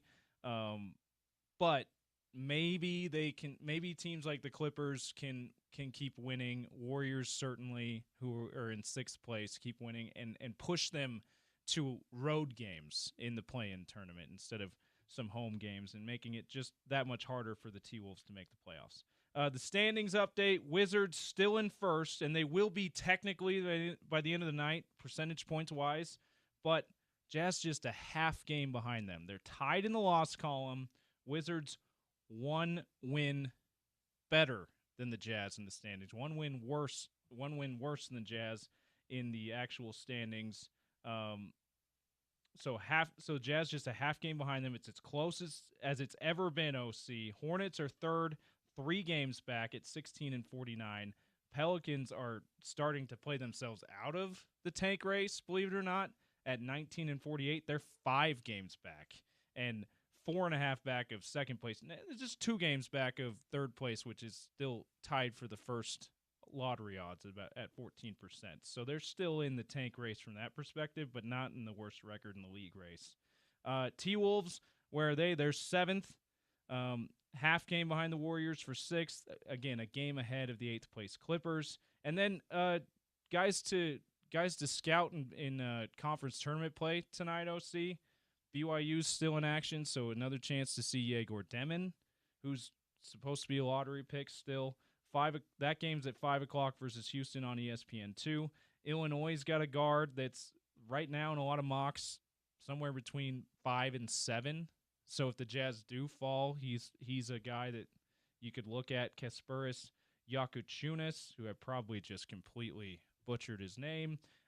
Duke guard. Now, Duke, Cooper Flagg, you mentioned, out tonight against my Tar Heels, which has given me new life for their NCAA tournament chances. Once again, James wearing his Psycho T jersey. Yes, if you're watching the YouTube stream, you can see it in all its glory. ESPN 700 Sports of Utah on YouTube. Yeah. But Con Kneppel, the wing player, the sharpshooter for Duke, he's a guy that's looked at as a lottery pick too. So it's if you're watching for tank race purposes and draft pick scouting purposes, that's a guy to keep an eye on for in the Duke Carolina game. That's 5:00 on ESPN. Cooper Flagg likely out for the rest of the ACC tournament. John Shire said it's a long shot to have him play against Carolina, and if he's not playing tonight, you might as well rest him if they do beat the Heels and get to the championship game. And but I would think he'd be back for the tournament about a week from now. OC, so not completely damaged goods. Still a reason to tank. Yeah. Okay. And that's All your right. tank race You have update. me convinced. That's your tank race update. Utah Jazz again in action tonight. 7:30 tip, so an extra half hour to get your kids ready for bed. And maybe if you're going to be at the game tonight, maybe if you wander around section 9 and 10, portal J and K, you might be able to say hi to OC at the game. Maybe. What's Certainly me. What's the policy on wearing like a jersey? Are you going to wear the Psycho T jersey to the Jazz game? No, I usually dress up a little bit. Yeah. I'm a bow tie guy. I put on the bow tie. Is that true? I do. You wear a bow tie to games? Yeah. That's the number one reason I want to go now. You want to see me dressed up a little bit. Yeah, I dress up to go to Jazz games, and I kind of dress down for work every day. No, I don't dress down, but you see me. I'm it's pretty casual Friday. It's fine. Casual Friday. Certainly on Fridays I do the Jersey Friday thing, but I keep it pretty casual at work. Okay. Usually. All right. But I try to dress up for Jazz games. Well, I'm covering them. I'm going to go full Utah Jazz uniform, shorts, Let's do NBA it. socks. Well, we're trying to get Will Hardy to notice you so that we can get an interview with him too. So that would help if you stick around for the post game. Will, please. I am interested. So I'm gonna try to get there early to get the pregame press conference to get his thoughts on Alex Jensen being hired, because he did spend a year on Will Hardy's bench, and I'm sure they got to know each other pretty well in that year. So I plan on asking him about that too. So we'll have that sound for you. We'll have that sound for you on the website later tonight. But I just think it'd be interesting to hear Will Hardy's thoughts on Alex Jensen as a head coach. All right, we got to take a quick one. Hour 3 begins with Bell Fraser, Utah Hockey Club insider. They're in action as well. The Utah Hockey Club is in action tonight in Seattle for the Puck Lake City playoff push. It's the Sean O'Connell Show on ESPN 792 FM. Don't go anywhere. Talking hockey next.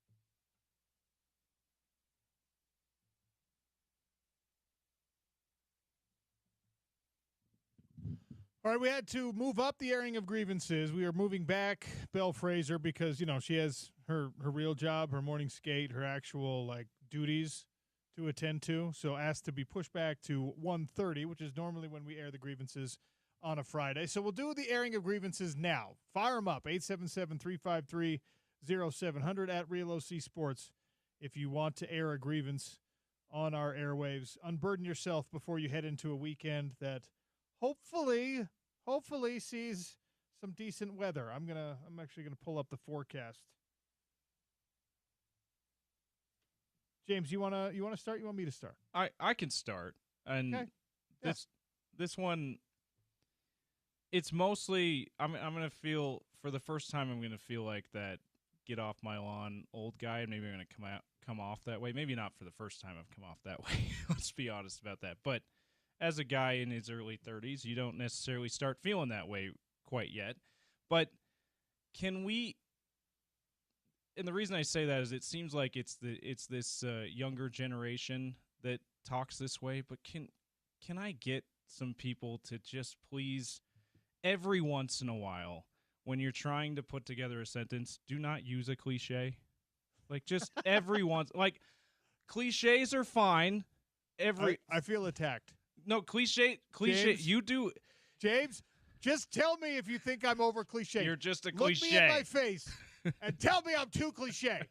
You're only a cliche, OC. No, listen, cliches are good.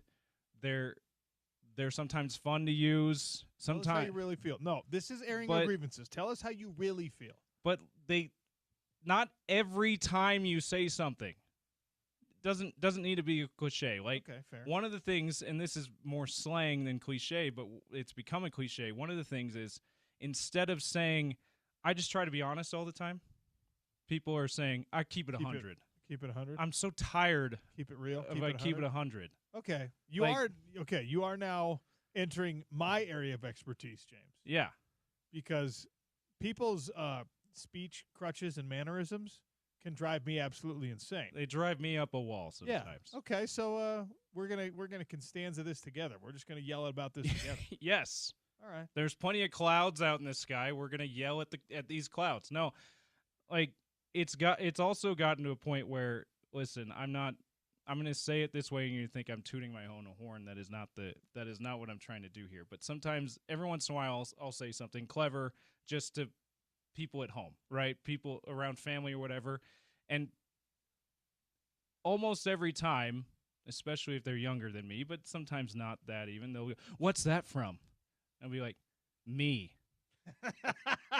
I came up with an original way of saying something. Isn't that incredible? It's actually not a movie.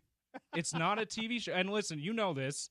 I love quoting a good movie in a TV show. That's why people There's ask a place for it. But it's and that might be why they're asking me, but it's if we're to the point where we can't believe if someone can come up with an original clever way of saying something, I think that we're in some trouble. Okay. OC. So All that's right. my grievance. Grievance aired. Well done. Thank you. I feel better. This is gonna upset some people because it is Pie Day, and we had people bringing in their pie takes. Okay. Yeah. Chocolate pie, not a pie. Oh, so chocolate cream.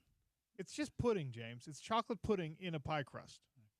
Still delicious. Yeah, it's still delicious. French silk, you're out on French silk as a pie? It's like its own category. When you start doing chocolate Pudding with your with a pie, crust. it's not really a pie. Okay? Like chocolate is by itself a dessert of sorts. It's like brownies and chocolate cake and cupcakes and pie and chocolate pie, which is pudding. Just chocolate is its own category of dessert sweets. You're not saying you don't like it. You're not saying you won't I'll eat eat it. You just don't I'll consider eat it a pie. Don't But it's call just it a pie. Don't have me compare chocolate pie, which is pudding in a pie crust. Don't have me compare that to apple pie, which is a work of art, or peach pie or cherry pie, okay, or the delightful flaky crusted fruit pies. Don't do that, okay? All right. Because you're allowing the chocolate to do the heavy lifting, which is why everyone's just like, oh my gosh, this chocolate pie. You mean this pudding? pudding with some crust. Yeah. Crusted I love pudding and I love crust, so I love putting in a crust. It's awesome. But the best way to consume a chocolate pudding is to worms and dirt that baby, you know? Yeah. Mud pie. Woo! Well, I'm sorry. I used the word pie for that dessert. 1624 on the text line says, as a person who speaks primarily in movie quotes, I feel personally attacked. James should. James is giving some personal attacks today. He was obviously subtweeting me with the cliche thing, all right? And now he's coming after you, 1624. Hey, I just try to keep it 100. This is a great one. 2470 says, grievance that must be aired. The previous homeowners who fancied themselves do-it-yourselfers who simply should not have been doing it themselves. Oh, boy. They should have someone else do iters. Hey, you know what? I will add to that. I will go on top of that. There is a whole segment of individuals right now in the trades, like in the, I don't know, maybe you do railings, maybe you do lighting, maybe you call yourself an electrician, maybe you're one of like the a pros. drywaller, maybe you're a painter, a house painter. There's just a whole group of individuals, and I'm talking a large one, who are working in construction trades and home improvement trades that have absolutely no business at all calling that their job. And it has got to a point now, James, and I'm airing this grievance inspired by 2470 on the text line. You know who I'm talking to, all of you out there driving around in your work vans that you probably haven't even painted. You just got the magnet thing that you can put on the door because today it says there's no words at all. It's just a work van. Today it says you're a landscaper, and tomorrow you're going to put the plumbing magnet on it. There's just a whole grip of dudes who are doing things they have no business doing for money. It's got to a point now where if you're hiring a subcontractor to do something for you and you're not doing it yourself, you have to watch them do it. You have to sit and supervise. Be like, hey, that's not straight. What do you mean? Like, get your level out, get your laser level out, and show me that what you're doing is putting something on straight. It drives me absolutely up a wall that 7 times out of 10, I'll hire someone to do something because, quite frankly, James, I got 3 jobs, okay? And I'm like, all right, I'm going to have someone come in. I'm going to have someone help us out with this. I'm going to have someone do this for us. And they do it while you're not there, while you're not watching. Like, hey, I finished that for you. Can you send me the payment? And then you get home, and you're just like, what is this? And then you text back, no, I will not send you the payment. Like, hey, you're actually going to come. You're going to have to come back, and you're going to have to do this over again because instead of, like, sanding down this surface and then throwing the coat on it or painting it, you just painted over it. So now you gave yourself extra work. And it drives me absolutely insane. So the DIY thing, if you're going to do it yourself, actually care about how the job is done. Absolutely. At this point, I will pay extra to have a subcontractor do something, like to be actually someone I know I can trust. Like I'm not even looking for the good deal anymore because I looked for the good deal too often, James, and ended up being like, well, thanks for the countertop, but that you screwed that up. So now I have to have someone else come and fix it. Yeah, I guess I got what I paid for. Yeah, exactly. Guy. And by the way, it's never a great deal. It's always just like, oh, this is a little bit cheaper. Yeah. And then you're just like, should have went with the more expensive I should have gone with and sometimes you do go with the more expensive option, and that upsets you even more because you're just like, oh, boy. I can't tell you how excited I am that we have Top Local Roofing on to do this, right? Because Top Local, I had before we had our relationship with Justin Cunningham at Top Local Roofing, my home, it's an older home, right? I had to get some roof repairs done, particularly like where the roofing for the deck meets the roof of the actual house. There's like a seam there that was just poorly executed. And so I had to have somebody come out and give me a bid, and I had 3 people come out to give me a bid. I did not go with the cheapest one because I could tell they weren't serious. I did not go with the most expensive one because I could tell that they were just like better at the marketing and sales part. And the person who came out and actually got up on the roof with me and explained it I was like, okay, right in the middle, okay? For the first time, James, I wasn't going for the cheap thing. Asked me if he had to come back and fix it again after he fixed it. The answer is yes. Not the case with Top Local Roofing, so make sure that you give my friend Justin Cunningham a call and tell him that OC sent you. I told you already you should have saved this thing in your phone, but the phone number for Top Local Roofing is going to save you a lot of trouble, and it's 801-839-4501. All right. We're airing grievances here before we get to Bell Frazier. Listen, just to get ahead of any texts, I realize that the name of this segment is a TV quote. That's also fair. No, they got their place, man. Just not all the time, okay? And I'm talking to you, texter, who always talks. 9279. I've been doing drywall and paint for 30 years. Hit me up next time you need done. I absolutely will. Because guess what? You always need a guy. You need a painter. You need a drywaller. You need a roofer. You need a window guy. We have the window guys. We do. Advanced Windows, okay? We have the roofer, Top Local Roofing. Now, 9279, I'm going to make you my painter and my drywall guy. You know, we are, stay tuned hopefully in the next few weeks. We are going to, we're working on getting you a roster of pros. And so maybe this texter can be one of our official ESPN 700 roster of pros here. I like that. Okay, here's a grievance from 7516. My grievance is with anyone who drives a Tesla. You don't own the road, and you're not special. My grandma's minivan costs more than the average Tesla, so I don't know where the pride and entitlement comes from. This same energy as my iPhone user grievance. I love it. The Venn diagram of people who hate iPhone users and hate Tesla drivers, it's just a circle. It's the exact same group of people. If you hate iPhone users, you will probably also hate Tesla drivers. You're probably right. And by the way, he's texting us now. He is an iPhone. I would love to know. This is serious. I would really love to know if there is anyone in America who drives a Tesla who doesn't have an iPhone. Yeah. They have to be the same person. Can you imagine jumping into someone's Tesla and they have an Android phone? I just can't imagine that being the case. I don't like your tone when you talk about that. No, I just kidding. Not casting aspersions on either, but it just seems like it's kind of like, if you. Yeah, no, I think if you love chocolate, you probably also love peanut butter. If you love Teslas, you probably also love iPhones. Yeah, I think they're probably one and the same. We'll see. Text us back if you have an iPhone or Android phone. Well, this person hates Tesla drivers. This person does not drive a Tesla. But maybe they hate them and they have an iPhone. I don't know. 877-353-0700. If you are a Tesla driver who also has an Android phone, I need to hear from you now.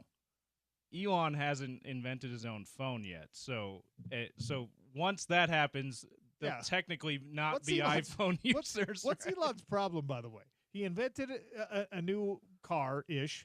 He invented a way to land rockets after they blast into outer space. He's trying to upstage NASA. He's got the Starlink internet situation going on. He doesn't even have a smartphone. But you haven't even invented a phone, Elon? He's got his own.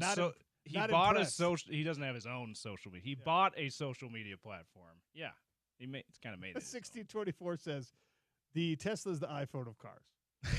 9444 says my mom is 68 years old, drives a Tesla, has an Android phone. Hey. She's old school. I don't know, man. I don't know if I believe it. I love that we found somebody though. 68 years old. Doesn't have a flip phone. She has an Android phone. Drives a Tesla and has an Android phone. Old school. I don't know. Can you be old school if you drive a Tesla? I don't think. And have a smartphone. Oh, I love it so much. That's a great text. By the way, I've been saving the grievance texts. There's a way to save them on our text platform so that we can review them. The one about your blinker is not a celebration, is not a signal to celebrate that you've cut me off. Paraphrasing. That's a good one. That's saved in there. That's so great. that Tesla, that old school, my mom old school drives a Tesla. Here we go. Make it on that page too. 1037 Tesla driver who hates Apple here. Okay, respect. There might be a subculture that I was totally unaware of. 1037 and 9444. I love it. Okay, respect, kind of. I have an important grievance I need to air here. Okay, yeah, I'm ready. We have to move on from this thing. I'm airing a grievance with the new, and Utah, we're very guilty of this, okay? Per capita in Utah, we have more cosmetic and plastic surgery than any place in America. All right? Even more than L.A. Yeah, per capita. Oh, per capita. Yeah, okay. We are very keeping up with the Joneses. We know this in our society. I'm not casting aspersions on anyone who wants to improve their looks. I have fake teeth because I was insecure about my teeth. Here's the thing. Well, you're a fighter, too, so you probably got a few of those knocked out. I did right? have my teeth knocked out also, but whatever. Here's the thing I have a problem with right now. It has become so affordable and so easy for people to go get their hair fixed, their receding hairlines fixed, and their baldness fixed in Turkey mostly. They fly to Turkey to do this. Okay. That it is now like the balding head, the receding hairline is becoming a thing of the past. And I want to be able to age with dignity and just be like my fellow old guys, and the hair thins out as I get into my 50s and 60s and turns white. And when I become an old man and I don't have a great head of hair, I don't want to be an outlier anymore. You'll be one of the people. I want to just be one of the guys that's got old. But we're so good now at turning back the clock on aging that I'm feeling pressure, James, because, the little corners, they creep backwards. I'm in my 40s Check now. us out, ESPN 700 I'm 41 Sports years Utah. old now. You can check out the corners. My dad has a hairline that crept back over the years. Yeah. And so that's what I'm going to look like probably. And now everyone's just like, well, just go get it fixed. Just go. You go over there. You spend like 6 weeks healing, and you have a perfect head of hair. You got a salad up there until you're 75 years old. James, I don't know if I'm comfortable with this. Just let us become old like normal olds. I'm airing grievances with all you dudes out there that are on your testosterone replacement and making me feel bad about getting chubby, and you're on your hair replacement making me feel bad about I actually still have good hair, but it is starting to creep backwards, James. I can't keep up. You don't have to be like everyone else, OC. You can do your own thing. You can do it defiantly if that's the way you want to look at it. I can't keep up. I defiantly have corners on my head. I defiantly have a bald spot. Yeah, I'm feeling too much pressure. Yeah. I don't want to be the only guy that's balding. It's become so ubiquitous that people just go get this stuff fixed now. You're right. It's become almost too easy to fix aging. And it's like, aging should be okay. You know how much I don't want to live to be 150 years old, James? I know. Is that going to be the pressure I face when I'm like Everyone 75? else is living for another half a life Can you here. imagine- I can you guess I imagine will too. Being 75 and they're just You like, got hey, half a life left. here's what That's they did. middle age. They cloned the woolly mammoth and they brought back the thylacine, the Tasmanian tiger, and they figured out how to reverse aging. You're 75. You're halfway there, bud. You know how much I don't want that to be the case? You're like, no, I want to be on the downhill at 75. Thank you very much. Like, the expectation is you're going to have to, because if you're going to live to be 150, you got to work till you're going to 110. keep working. Yeah. Retirement age is going way farther back. It's in the triple digits if we're living to 150. Yeah. Grievance. By the way, Let us get old. I did, real quick, as we have a couple minutes left before bell, I did finish about as I did get about as far as I probably can on my little NBA research project. Oh, do you want okay. to hear a little bit more about that? I asked the question at the top of the show about what era of NBA basketball is the golden age talent-wise.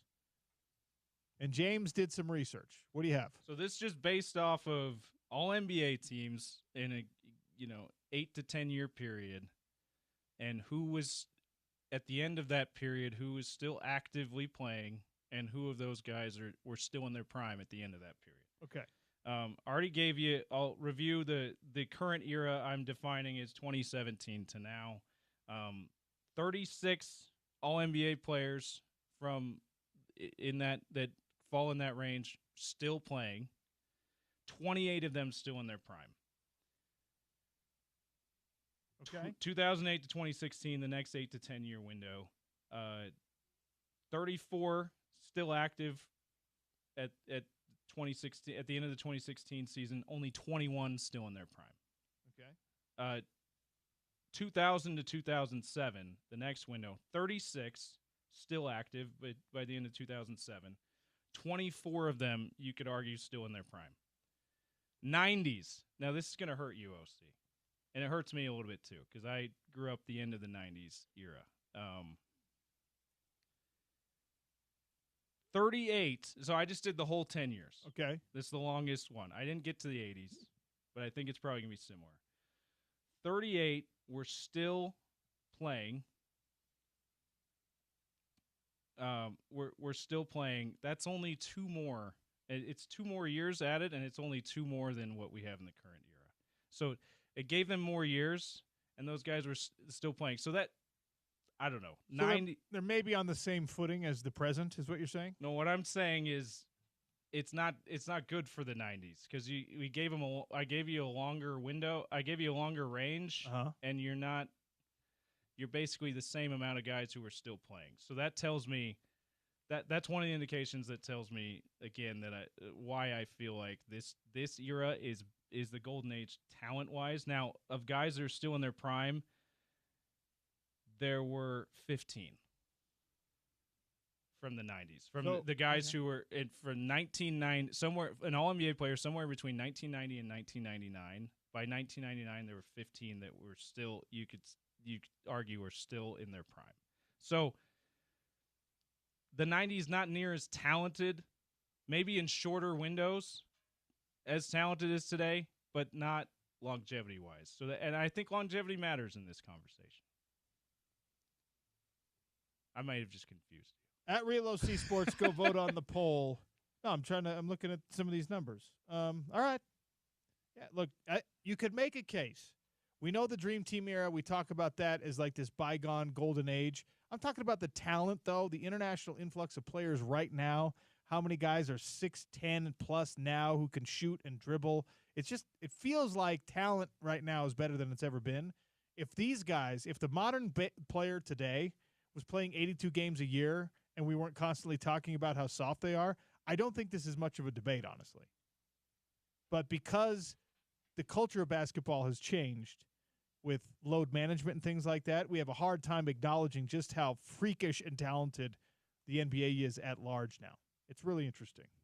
We got to take a break. We're going to come back. We're going to discuss the Utah Hockey Club as they make a playoff push. Belle Fraser of the Salt Lake Tribune joins us in 3 minutes on the Sean O'Connell Show, ESPN 700, 92.1 FM.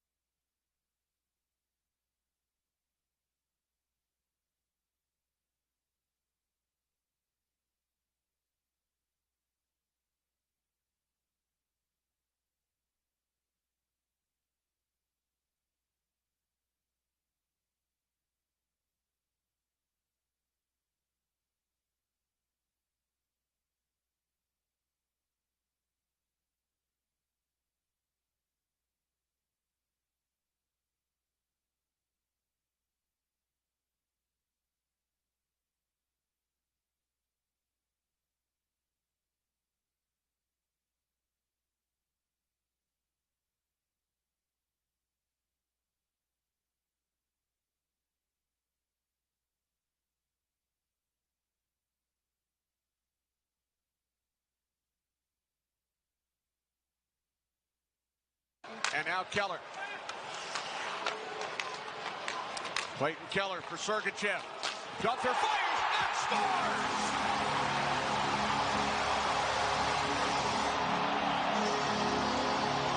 3-2 Utah. Power play goal. That was the game winner for Dylan Gunther. Wednesday victory over the Anaheim Ducks for the Utah Hockey Club. That was a must-win. They got it done. That sound courtesy of TNT Sports. Kenny Albert on the call. Belle Fraser joins us now from the Salt Lake Tribune to talk Utah Hockey Club. Belle, welcome back to the show. How are you? Good. How are you? Doing awesome. Glad to be talking to you again.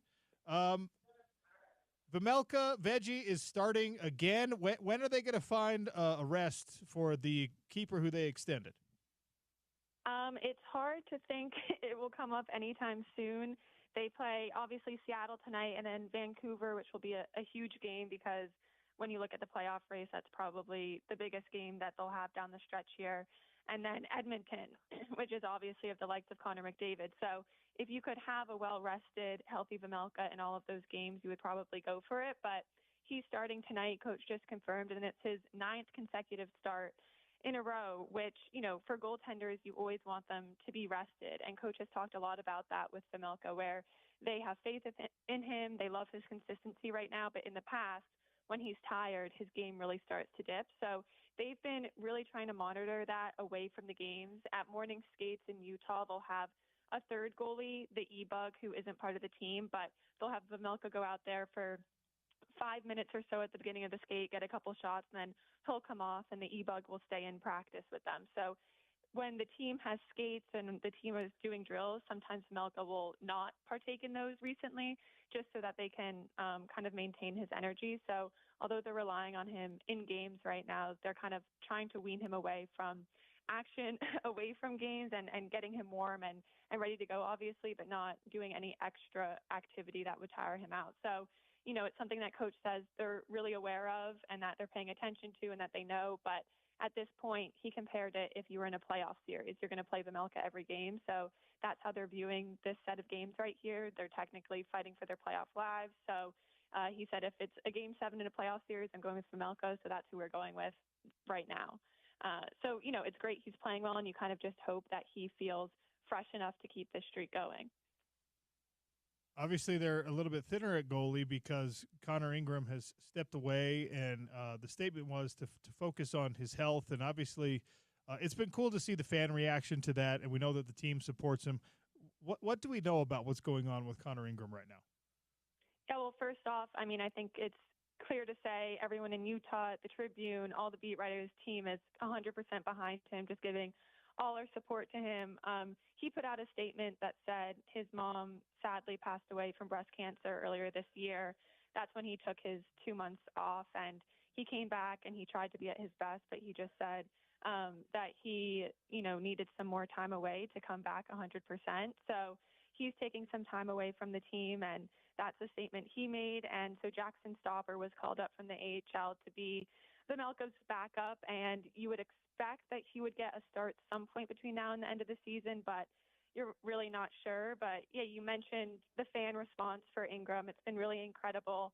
A Utah fan named Jackie Johnson set up the Letters to Ingy campaign at the game on Wednesday, where she brought pens and paper, and a bunch of fans went and wrote letters to Ingram. They dropped off signed pucks. You know, they brought anything that they kind of wanted to Ingram to have to show their support, and she's going to put those all in a box and pass it off to the team, and that will get to him. So I think the way that this Utah community has rallied around him has been really amazing. You know, it's the team's first season here, and the second that they're able to support one of the players away from the ice, they were all hands on deck. So definitely an unfortunate situation for him, but, you know, he has all the support in the world back in Utah. It's been really cool as, you know, the regular season condenses now here to the final month, and we know just Utah Hockey Club now just outside of that wild card playoff picture, and a 4-point game coming up, as you already mentioned, with the matchup against Vancouver. To see guys kind of really stepping up right now as the whole team is healthy is really fun to see. And I know I've asked you about him before, but Barrett Hayton continues, I think, to excel in these last 10, 11 games. How much has his surge meant to this team? Huge. It's funny you mentioned that because we were literally 5 minutes ago just talking to Coach about Barrett Hayton, and he said if I started talking about all the things that Barrett Hayton does right now, we would miss the game tonight, and the game's 7 hours away. So I think that high praise from coach really shows it. And Hayton has been a guy throughout the season where he's always doing the extra things. He's fighting for inside ice. He's getting the tip-ins in front.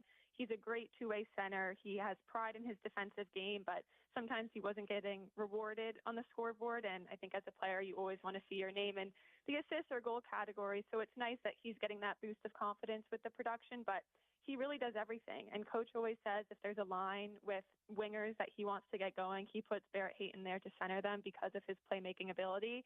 Him and Gunther have had really good chemistry down the stretch, and then Alex Kerfoot has been playing up on that line as well. So I think Barrett Hayton, if you talk about an unsung hero, he's definitely that, but he's a bit less unsung now. I think now that he's not between Clayton Keller and Nick Schmaltz, he's kind of getting a bit more shine because he's driving play. And yeah, that's a really important piece of the puzzle for them. Belle Fraser for another few minutes here, talking Utah Hockey Club in action tonight in Seattle. Very, very important games down the stretch. I don't look. The easy thing to do is just be like, well, every game now is playoff hockey because you're trying to make the playoffs. But it seems clear that there's an urgency to everything that's happening with this Utah Hockey Club. Now, that's good, of course, but you also have to remember that like for Veggie, you gotta find one night to rest him, even if it seems like it's so urgent for him to play. And what are the pitfalls potentially with this final month of this being super intense hockey, trying to get a playoff spot? I mean, I think for them, we've talked about this, but when they went into the season, it was just to play meaningful games at this point. So they've kind of got that checked off the list, but obviously they want to push a little bit further. And compared to all the other teams in the Western Conference fighting for that playoff spot, Utah Hockey Club's schedule is not the worst out of them. It's not the best, but I think you obviously look at that Oilers game on the 18th. That's the third game of a road trip against one of the top teams in the league. So you don't know if maybe they rest the Milka there and just hope Stauber can put up a great game. So I definitely think that's one where I don't think it's a pitfall of the trip, but it's one you're definitely not that they actually schedule losses, but you're thinking if they could get 2 points against Seattle and Vancouver, that's great, and hopefully figure it out in Edmonton. And then they have the Sabres when they come home. Sabres have really struggled this season, so I think that's one where you kind of have to pick up those 2 points, and then they'll play a really desperate Detroit team as well. So I think the bad thing is that the East and the West are so close right now that most of the teams they're playing, with exception to Tampa Bay Lightning, Florida Panthers, Chicago Blackhawks, are also fighting for their playoff lives right now. So I think those games will definitely have a bit more intensity to it.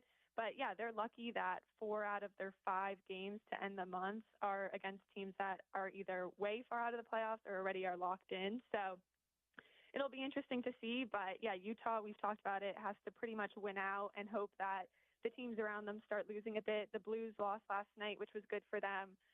Utah currently has 69 points, and the second wild card spot is 71. So they're right within reach, but they do have to take advantage of the not easy schedule, but manageable schedule they have ahead.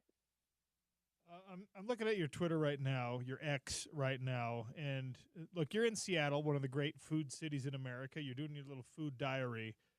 Yeah. Are you a seafood gal?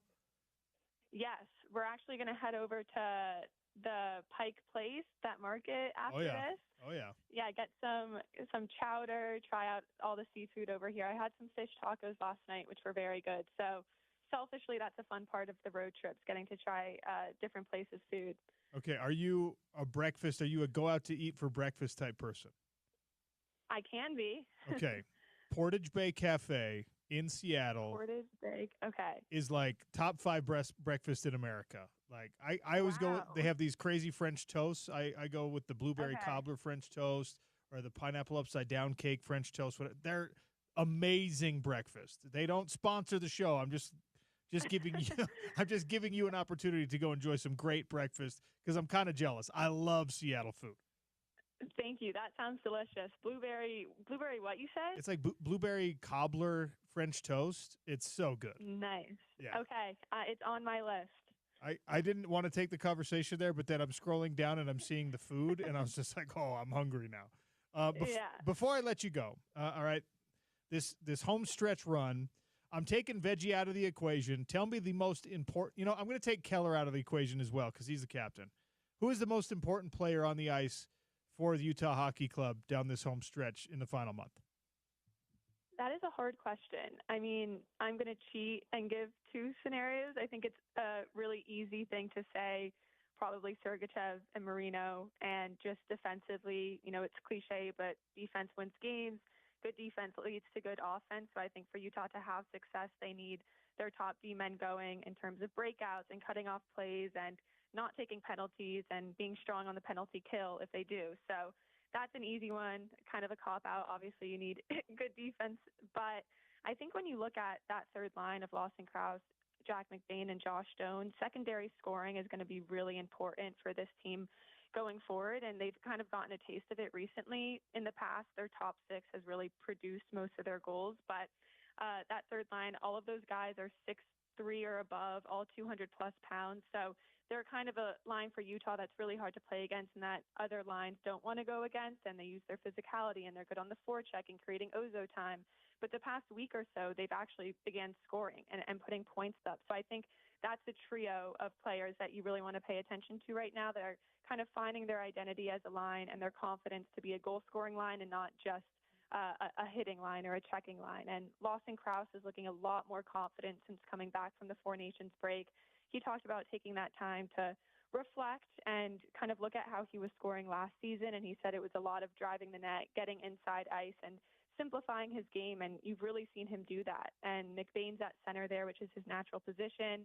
And Doan, I mean, there's not enough good things to say about Doan. He has 3 assists in 4 games, but his defensive game is outstanding as well.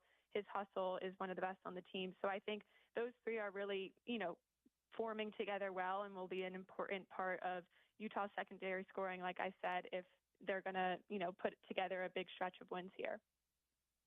Belle, always appreciate your insight. Thanks so much. Enjoy the road trip. Thank you. Thanks for having me. Belle Fraser. Follow her on X, on Twitter, whichever you want to call it, at Belle Fraser 1. That's BELLEFRASER 1. And you'll scroll down, and it'll be mostly hockey content, and then you'll see a sandwich and some fries that looks delicious and makes you a little bit hungry. So good follow on the old tweet machine. We'll give away some tickets next. We'll do a little crosstalk, I think. Is Spence in studio today? All right. We'll talk with Spence next. Sean O'Connell Show, ESPN 700, 92.1 FM.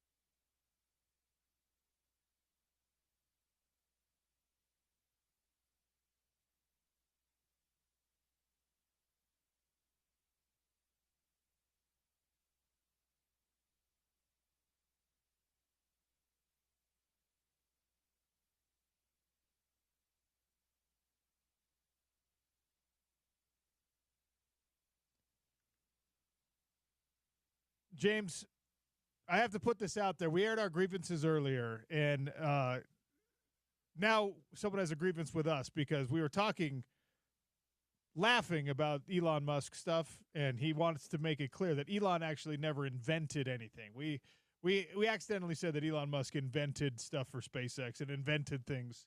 Elon's not the inventor. Okay, sorry. So he's not as cool as we were making him sound. Okay. We know that Elon did not do the engineering on the rocket ships. Okay, we know that. But I guess we had to say that on the air. All right, 877-353-0700. If you want to win some tickets, guess what? I've got some for you. 2 tickets to Volbeat, July 19th, Utah First Credit Union Amphitheater. Steph Curry hit career three-pointer 4,000 last night. He's obviously number 1 on the list. Do you know who's number 2 on the list of career-made three-pointers? 877-353-0700. If you get the correct answer there, 2 tickets to Volbeat. Crosstalk today and every day brought to you by our friends at Burt Brothers. Time to spring into the savings. Get your car ready with $69 tires, $50 off service tickets, $79 alignments. That's with the purchase of 2 or more tires. These deals are not going to last forever. Don't wait. Get there now. Burt Brothers does it.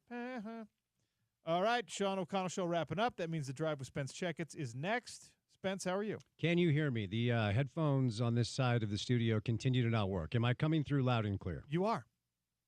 Do you know, before Joe Ingles broke the Jazz all-time three-point record, for a number of years, John Stockton held that record with 845 made threes. That's wild. 4,000 made threes is unfathomable. Like, it'll be like, my guess is, I mean, I guess we never know, but Stock's assist record, Steph Curry, 4,000 made threes. I mean, I had forgotten he was approaching that milestone. And then, I'm watching a couple of different college games, and then I get the alert, like, Steph is 1 3 away from 4,000, so I changed over so I could see history. But it really is unfathomable. 4,000 threes is wild, man. I don't even know how to put it in context. We have a correct answer. James Harden, number 2. Here's a question for you, because you're a basketball guy, and you probably would know. Of the top 10, how many are currently active players in the NBA? Wow. Well, Ray Allen's on that list.